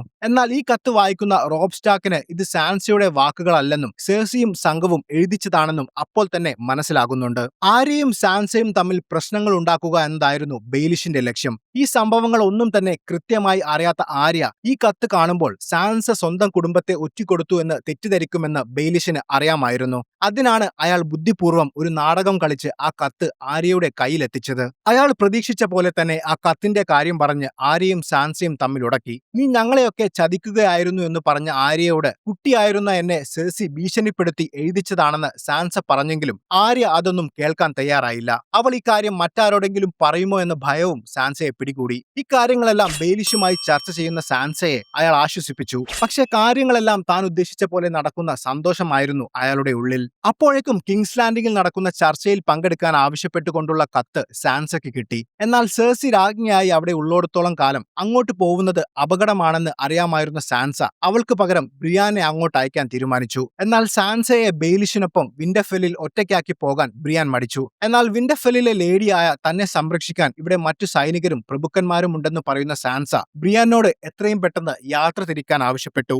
ആര്യ ആ കത്ത് മറ്റാരെങ്കിലും കാണിക്കുമോ എന്ന് ഭയന്ന സാൻസ അവളില്ലാത്ത സമയം നോക്കി അവളുടെ മുറിയിൽ കയറി പരിശോധിക്കാൻ തുടങ്ങി. ആര്യയുടെ ബാഗിൽ മനുഷ്യരുടെ മുഖംമൂടികൾ കാണുന്ന സാൻസ ഭയന്നുപോയി. അപ്പോഴേക്കും അവിടെ എത്തിയ ആര്യയോട് ഇതെല്ലാം എന്താണെന്ന് സാൻസ ചോദിച്ചു. വിന്റർഫെല്ലിൽ തിരിച്ചെത്തുന്നതിനു മുൻപ് താൻ ബ്രാവോസിലായിരുന്നതും അവിടെ വെച്ച് ഒരു ഫേസ്ലെസ് മാൻ ആയി മാറിയ കഥയും അവൾ സാൻസയോട് പറഞ്ഞു. തനിക്ക് ആരുടെ രൂപവും ശബ്ദവും അനുകരിക്കാൻ പറ്റുമെന്നും അതിനാകെ വേണ്ടത് അയാളുടെ മുഖമാണെന്നും പറയുന്ന ആര്യയെ സാൻസ ഭയത്തോടെയാണ് കണ്ടത്. അടുത്ത ദിവസം വിന്റർഫെല്ലിൽ ജോൺ ഡിനേറസുമായി സഖ്യത്തിലായ വാർത്ത സാൻസയെ തേടിയെത്തി. അത് കേവലം ഒരു സഖ്യമാണോ അതോ വടക്കിന്റെ സ്വാതന്ത്ര്യം ഇല്ലാതാക്കാൻ പോകുന്ന കീഴടങ്ങലാണോ എന്ന ചിന്തയായിരുന്നു അവളുടെ മനസ്സിൽ. അപ്പോഴേക്കും അങ്ങോട്ട് കടന്നുവന്ന ബെയിലിഷ് ജോണിന്റെ ഈ പുതിയ തീരുമാനം വടക്കിന്റെ സ്വാതന്ത്ര്യത്തെ അപകടത്തിലാക്കുമെന്നും മറ്റൊരു രാജ്ഞിയുടെ മുന്നിൽ മുട്ടുകുത്തുന്നവൻ എങ്ങനെയാണ് രാജാവാകുക എന്നും സാൻസയോട് ചോദിച്ചു. എന്നാൽ വൈറ്റ് വാക്കേഴ്സിനെ നേരിടാൻ ഡ്രാഗൺ ഗ്ലാസും ഡിനേറിസിന്റെ സൈന്യവും നമുക്ക് ആവശ്യമാണെന്നും തന്റെ സഹോദരനായ ജോണ് വടക്കിന്റെ നന്മയ്ക്ക് വേണ്ടിയല്ലാതെ ഒന്നും ചെയ്യില്ലെന്നും അവൾ അയാളോട് തീർത്തു പറഞ്ഞു.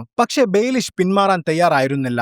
സാൻസയുടെ ഉള്ളിലെ സംശയത്തെ ചൂഷണം ചെയ്യാനായിരുന്നു അയാളുടെ ശ്രമം. ഡിനേറസിന്റെ സൗന്ദര്യത്തിൽ മയങ്ങി അവനെങ്ങാനും അവളെ വിവാഹം ചെയ്താൽ അതോടെ സാൻസയുടെ പദവിയും അധികാരങ്ങളും നഷ്ടപ്പെടുമെന്നും അതുകൊണ്ട് ജോണിനെ വടക്കിന്റെ രാജാവ് എന്ന സ്ഥാനത്ത് നിന്നും മാറ്റി നെഡ് സ്റ്റാർക്കിന്റെ യഥാർത്ഥ ചോരയായ സാൻസയാണ് വടക്കിനെ നയിക്കേണ്ടതെന്നും അയാൾ പറഞ്ഞു. നിലവിൽ വിന്റർഫെല്ലിൽ തീരുമാനങ്ങൾ എടുക്കാൻ ജോൺ തന്നെയാണ് ഏൽപ്പിച്ചതെങ്കിലും തന്റെ തീരുമാനങ്ങൾ ചോദ്യം ചെയ്യാൻ ആര്യയ്ക്ക് അവകാശമുണ്ടെന്ന് പറയുന്ന സാൻസ തന്നെക്കാൾ ജോണിനെ സ്നേഹിക്കുന്ന ആര്യ ജോണിനെ വടക്കിന്റെ രാജാവ് എന്ന പദവിയിൽ നിന്നും മാറ്റാൻ സമ്മതിക്കില്ലെന്ന് പറഞ്ഞു. മാത്രമല്ല അവൾ ഇപ്പോൾ പല മുഖങ്ങളുള്ള ഒരു കൊലയാളിയാണെന്നും സ്റ്റാർ കുടുംബത്തോട് ദ്രോഹം ചെയ്തവരെ കൊല്ലുകയാണ് ഇപ്പോൾ അവളുടെ ലക്ഷ്യമെന്നും സാൻസ അയാളോട് പറഞ്ഞു. ഒരു ശത്രുവുമായി ഇടപഴകുമ്പോൾ നമ്മളെ ഇല്ലാതാക്കാൻ അയാൾക്ക് ചെയ്യാൻ കഴിയുന്ന ഏറ്റവും മോശമായ സാധ്യതകളാണ് നാം ആദ്യം ചിന്തിക്കേണ്ടത് എന്ന് സാൻസയോട് പറയുന്ന ബെയിലിഷ് ആര്യയുടെ ലക്ഷ്യങ്ങൾ എന്തൊക്കെ ആയിരിക്കാമെന്ന് അവളോട് പറഞ്ഞു. അവൾ വിന്റർഫെല്ലിലേക്ക് തിരിച്ചു വന്നത് നിന്നെ കൊല്ലാനാണെന്നും നിന്നെ കൊന്നതിന്റെ കാരണം മറ്റുള്ളവരെ ബോധിപ്പിക്കാനാണ് നീ കിങ്സ് ലാൻഡിംഗിൽ നിന്നും അയച്ച ആ കത്ത് അവൾ സംഘടിപ്പിച്ചതെന്നും ആ കത്തിലെ ഉള്ളടക്കം കാണിച്ച് നീ സ്റ്റാർ കുടുംബത്തെ ചതിച്ചവളാണെന്ന് അവൾക്ക് എളുപ്പത്തിൽ തെളിയിക്കാമെന്നും ബെയിലിഷ് അവളോട് പറഞ്ഞു. മാത്രമല്ല നീ ഇല്ലാതായാൽ വിന്റർഫെല്ലിന്റെ പൂർണ്ണ അധികാരം ജോൺ അവളെ ഏൽപ്പിക്കുമെന്നും ആ സ്ഥാനം കൈക്കലാക്കാൻ കൂടിയാണ് അവൾ ഇതെല്ലാം ചെയ്യുന്നതെന്നും അയാൾ അവളെ സമർത്ഥമായി പറഞ്ഞു വിശ്വസിപ്പിക്കാൻ ശ്രമിച്ചു. മാത്രമല്ല അവൾ ചെയ്ത കൊലപാതകങ്ങൾ കണക്കിലെടുത്ത് അവളെ വിചാരണ ചെയ്ത് വധശിക്ഷയ്ക്ക് വിധിക്കാൻ അയാൾ അവളെ പ്രേരിപ്പിക്കുകയും ചെയ്തു. ജോൺ സ്നോയുടെ കാര്യത്തിൽ ബെയിലിഷിന് സാൻസയെ പൂർണ്ണമായി സ്വാധീനിക്കാൻ കഴിഞ്ഞിരുന്നില്ല. എന്നാൽ ആര്യയുടെ കാര്യത്തിൽ അയാളുടെ വിഷം പുരട്ടിയ വാക്കുകൾ സാൻസയുടെ മനസ്സിൽ ആഴത്തിൽ തറച്ചു. ആര്യയുടെ നിഗൂഢമായ യാത്രകളും അവളുടെ ക്രൂരമായ ഭാവമാറ്റങ്ങളും സാൻസയെ ശരിക്കും ഭയപ്പെടുത്തിയിരുന്നു. തന്റെ ജീവന് ഭീഷണി സ്വന്തം സഹോദരി തന്നെയാണോ എന്ന പേടി സാൻസയുടെ ഉള്ളിൽ കൊടുങ്കാറ്റായി മാറി. ബെയിലിഷ് ആഗ്രഹിച്ചതും അതുതന്നെയായിരുന്നു. സ്റ്റാർക്കുകൾക്കിടയിൽ ഭിന്നത ഉണ്ടാക്കി വിന്റർഫെല്ലിന്റെ പൂർണ്ണ നിയന്ത്രണം സാൻസയിലൂടെ സ്വന്തമാക്കുക. അടുത്ത ദിവസം വടക്കിലെ പ്രഭുക്കന്മാരുടെ മുന്നിൽ വെച്ച് ആര്യയുടെ വിചാരണ ആരംഭിച്ചു. സാൻസയും 3-eyed raven ആയ ബ്രാനുമായിരുന്നു സ്റ്റാർ കുടുംബത്തിന്റെ നേതൃസ്ഥാനത്തുണ്ടായിരുന്നത്. തന്റെ കുതന്ത്രങ്ങൾ വിജയിച്ച സന്തോഷത്തിൽ ബെയിലിഷ് ഇതെല്ലാം കണ്ടു നിൽക്കുന്നുണ്ടായിരുന്നു. ആര്യയുടെ മുഖത്തേക്ക് നോക്കി സാൻസ സംസാരിച്ചു തുടങ്ങി. നിന്റെ മേൽ ചുമത്തപ്പെട്ട കൊലപാതകം, രാജ്യദ്രോഹം എന്നീ കുറ്റങ്ങൾക്ക് എന്ത് വിശദീകരണമാണ് നിനക്ക് നൽകാനുള്ളത്? ഈ ചോദ്യം ചോദിച്ചതിന് തൊട്ടു പിന്നാലെ സാൻസയുടെ മുഖം ബെയിലിഷിന് നേരെ തിരിഞ്ഞു. നിങ്ങളോടാണ് ഈ ചോദ്യമെന്ന് അവൾ അയാളോട് പറഞ്ഞു.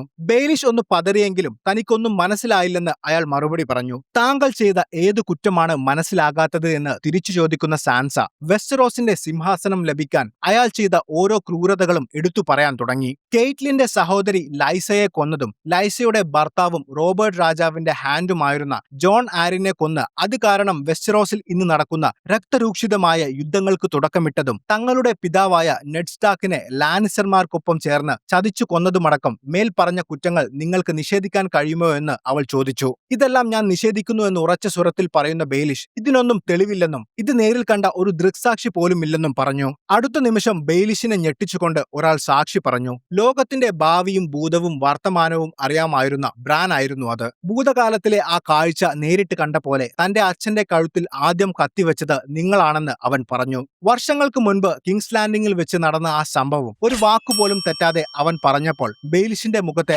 ആത്മവിശ്വാസം പതിയെ ഇല്ലാതായി. അതോടെ തന്റെ എല്ലാ പദ്ധതികളും പൊളിഞ്ഞ് താൻ പിടിക്കപ്പെടുമെന്ന് മനസ്സിലാക്കുന്ന ബെയ്ലിഷ് നിയമപരമായി വെയിൽസിന്റെ ഭരണാധികാരിയായ തനിക്ക് ഒരവസരം കൂടി നൽകണമെന്ന് പറഞ്ഞ ശേഷം വെയിൽസിലെ പ്രഭുവായ ലോർഡ് റോയ്സിനോട് തന്നെ വെയിൽസിലെത്തിക്കാൻ ആവശ്യപ്പെട്ടു. യഥാർത്ഥത്തിൽ റോയ്സ് അത് ചെയ്യാൻ ബാധ്യസ്ഥനായിരുന്നു. എന്നാൽ ബെയ്ലിഷിനോടും അയാളുടെ ചെയ്തികളോടും അങ്ങേയറ്റം വെറുപ്പുണ്ടായിരുന്ന റോയ്സ് അതിന് തയ്യാറായില്ല. അതോടെ ബെയ്ലിഷ് സാൻസയുടെ മുന്നിൽ തന്റെ ജീവനായി കെഞ്ചി. അടുത്ത നിമിഷം അയാളുടെ മുന്നിലെത്തിയ ആര്യ ബ്രാൻ അവൾക്ക് കൊടുത്ത വലേറിയൻ സ്റ്റീൽ ഡാഗർ പുറത്തെടുത്തു. വർഷങ്ങൾക്ക് മുൻപ് ബ്രാനെ കൊല്ലാൻ ബെയ്ലിഷ് നിർമ്മിച്ച ലാനിസ്റ്റർമാരും സ്റ്റാക്കുകളും തമ്മിൽ യുദ്ധമുണ്ടാക്കാൻ ടിറിയന്റേതാണെന്ന് അയാൾ കള്ളം പറഞ്ഞ അതേ കത്തി. അടുത്ത നിമിഷം അയാൾ കൂടുതൽ സംസാരിക്കുന്നതിനു മുൻപ് ഒരു അഭ്യാസിയുടെ മെയ്വഴക്കത്തോടെ ആര്യ അയാളുടെ കഴുത്തറത്തു. ബെയ്ലിഷിന്റെ കുതന്ത്രങ്ങളെല്ലാം നേരത്തെ മനസ്സിലായിരുന്നെങ്കിലും അയാൾ ഏതറ്റം വരെ പോകുമെന്ന് അറിയാനായിരുന്നു സാൻസ ഇതെല്ലാം ചെയ്തത്. യഥാർത്ഥത്തിൽ അവൾ ഇതെല്ലാം നേരത്തെ ആര്യയോടും ബ്രാനിനോടും പറയുകയും അവർ ബെയ്ലിഷിനെ കൊടുക്കാനുള്ള പദ്ധതികൾ തയ്യാറാക്കുകയുമായിരുന്നു. അങ്ങനെ വെസ്റ്ററോസിൽ രക്തരൂക്ഷിതമായ യുദ്ധങ്ങൾ ഉണ്ടാക്കി കുടുംബങ്ങളെയും രാജാക്കന്മാരെയും തമ്മിലടുപ്പിച്ച് അധികാരത്തിന്റെ സിംഹാസനം തന്റേതാക്കാൻ മോഹിച്ച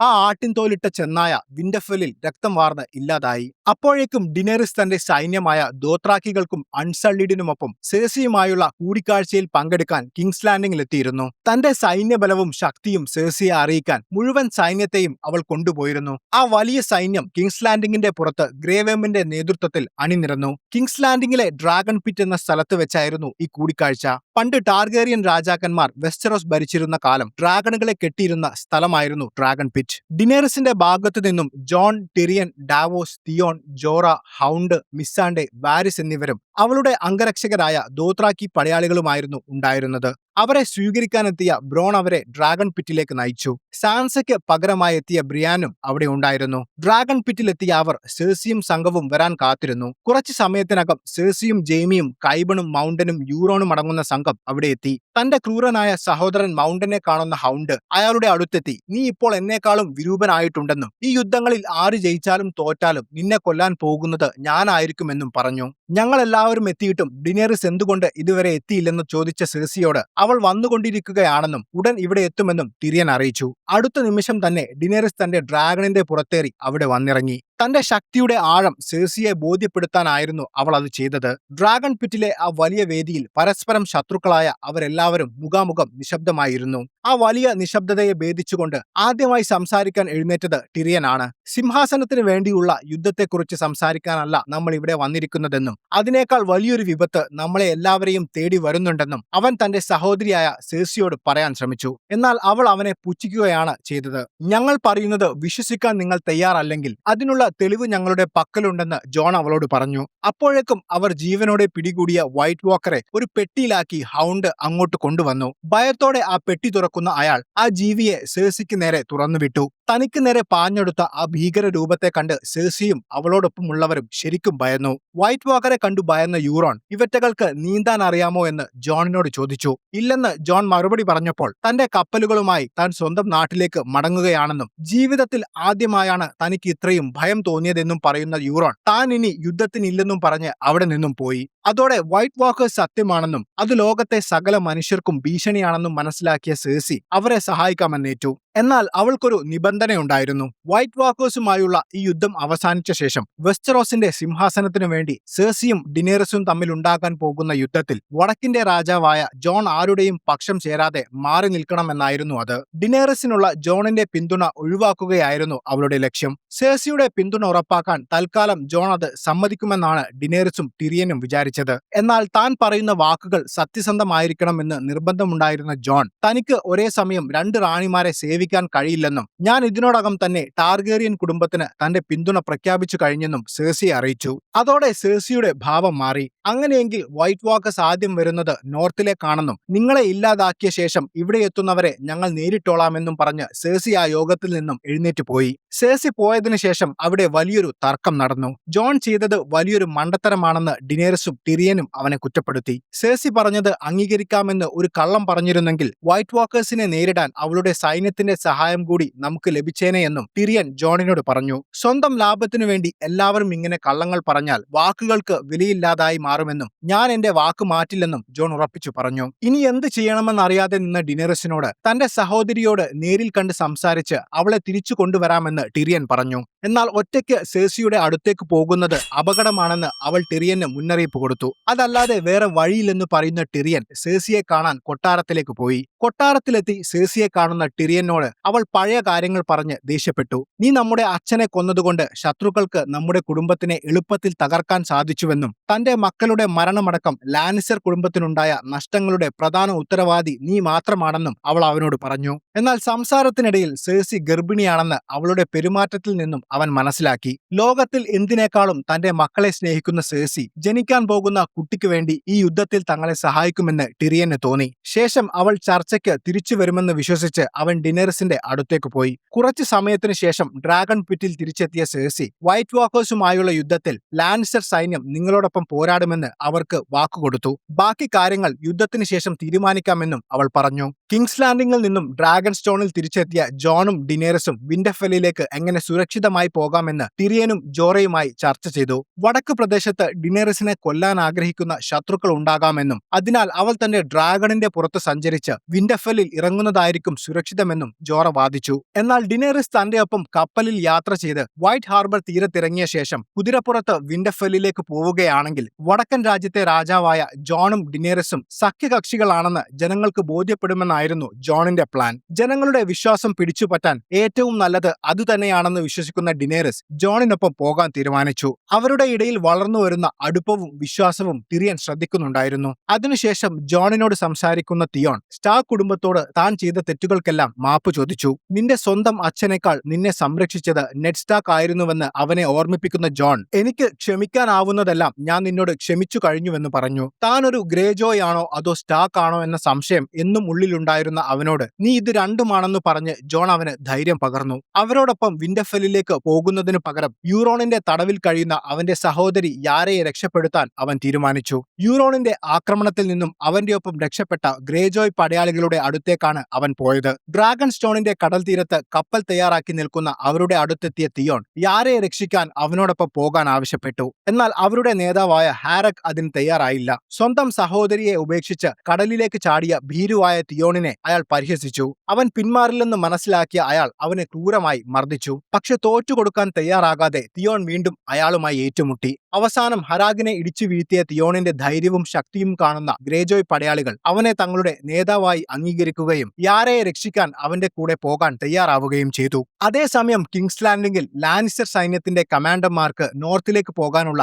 നിർദ്ദേശങ്ങൾ നൽകുകയായിരുന്നു ജെയ്മി. അവിടേക്ക് കടന്നു വന്ന സെർസി എല്ലാവരോടും പോകാൻ ആവശ്യപ്പെട്ടു. ജെയ്മിയോട് സംസാരിക്കുന്ന അവൾ നമ്മൾ ജോണിനെയും ഡിനേറിസിനെയും സഹായിക്കാൻ നോർത്തിലേക്ക് പോകുന്നില്ലെന്ന് പറഞ്ഞു. വൈറ്റ് വാക്കേഴ്സ് എത്രത്തോളം ഭീകരമാണെന്ന് ആ ജീവിയെ കണ്ടപ്പോൾ സെർസിക്ക് കൃത്യമായി മനസ്സിലായിരുന്നു. ജോണും ഡിനേറിസും കൂടി വടക്കോട്ട് പോയി അവരുമായി യുദ്ധം ചെയ്യുമ്പോൾ അവർ രണ്ടു കൂട്ടർക്കിടയിലും വലിയൊരു ഭാഗം നശിക്കുമെന്ന് സെർസിക്ക് ഉറപ്പായിരുന്നു. അവസാനം ആര് ജയിച്ചാലും അവർ തീർത്തും ദുർബലരായിരിക്കും. അവരെ എളുപ്പത്തിൽ ഇല്ലാതാക്കി നമുക്ക് വെസ്റ്ററോസ് കീഴടക്കാമെന്നായിരുന്നു അവളുടെ പ്ലാൻ. മാത്രമല്ല അന്ന് ആ യോഗത്തിൽ വെച്ച് യൂറോൺ ഭയന്നു പോയതല്ലെന്നും അയൺ ബാങ്കിന്റെ സഹായത്തോടെ എസ്സോസിൽ നിന്നും 20,000 പടയാളികളെ ഇവിടെ എത്തിക്കാൻ പോയതാണെന്നും അവൾ പറഞ്ഞു. താൻ ഗർഭിണിയാണെന്ന് മനസ്സിലാക്കിയപ്പോൾ ടിറിയന്റെ മുഖത്തുണ്ടായ ആ വലിയ മാറ്റം സെർസി ശ്രദ്ധിച്ചിരുന്നു. ജനിക്കാൻ പോകുന്ന തന്റെ കുഞ്ഞിനെ കരുതിയെങ്കിലും താൻ ഈ യുദ്ധത്തിൽ സഹായിക്കാൻ തയ്യാറാകുമെന്ന് ടിറിയൻ വിശ്വസിച്ചതായി അവൾക്ക് മനസ്സിലായി. ടിറിയനെ പോലെ ബുദ്ധിമാനായ ഒരാൾ ഡിനേറിസിനോട് ആ കാര്യം പറഞ്ഞാൽ അവൾ അത് വിശ്വസിക്കുമെന്നും അതുകൊണ്ട് തന്റെ കള്ളം പിടിക്കപ്പെടില്ലെന്നും സെർസിക്ക് ഉറപ്പായിരുന്നു.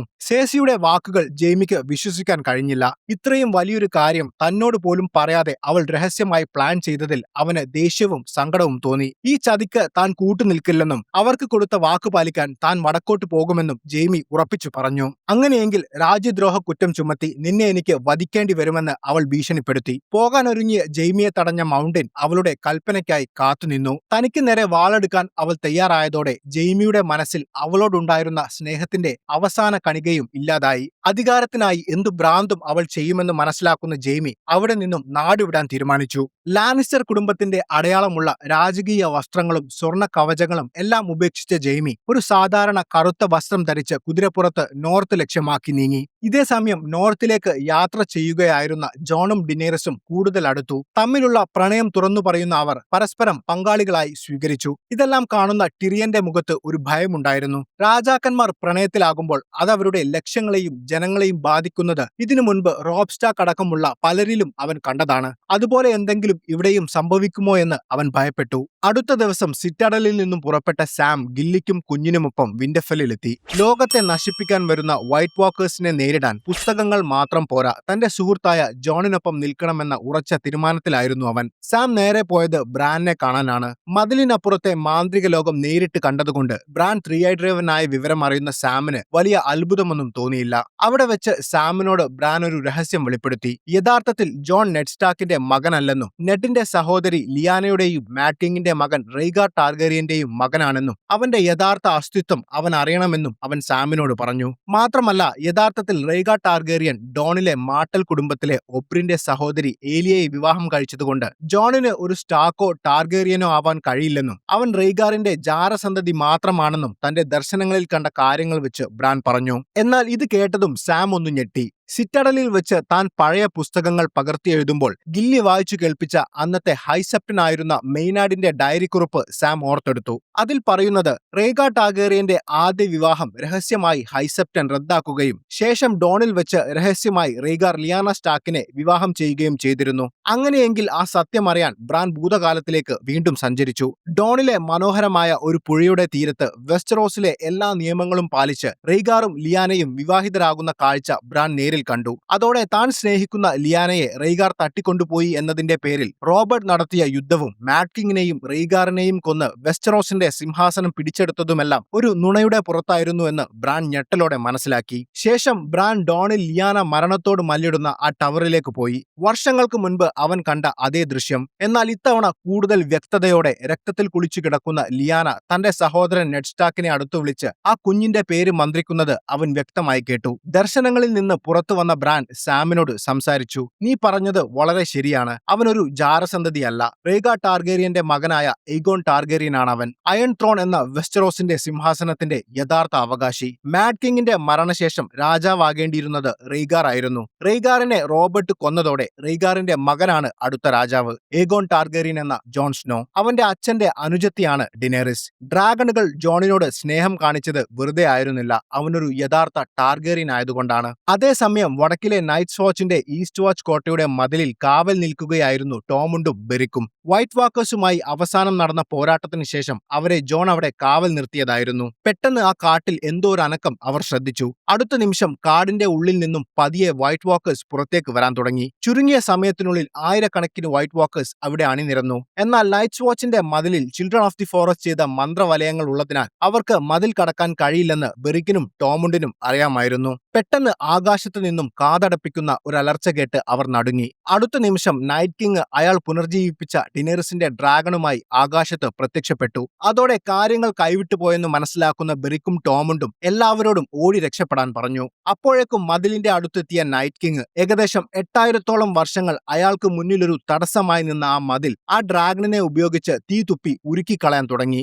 സാധാരണ ഡ്രാഗണിനേക്കാൾ ശക്തിയുള്ള നീല നിറത്തിലുള്ള ആ തീയിൽ ആ കൂറ്റൻ മതിലിന്റെ വലിയൊരു ഭാഗം തകർന്നു വീണു. അതോടെ ചരിത്രത്തിൽ ആദ്യമായി ആ മതിൽ കടന്ന നൈറ്റ് കിങ്ങും വൈറ്റ് വാക്കേഴ്സും മനുഷ്യവർഗത്തെ ഇല്ലാതാക്കാൻ വെസ്റ്ററോസ് ലക്ഷ്യമാക്കി നീങ്ങി.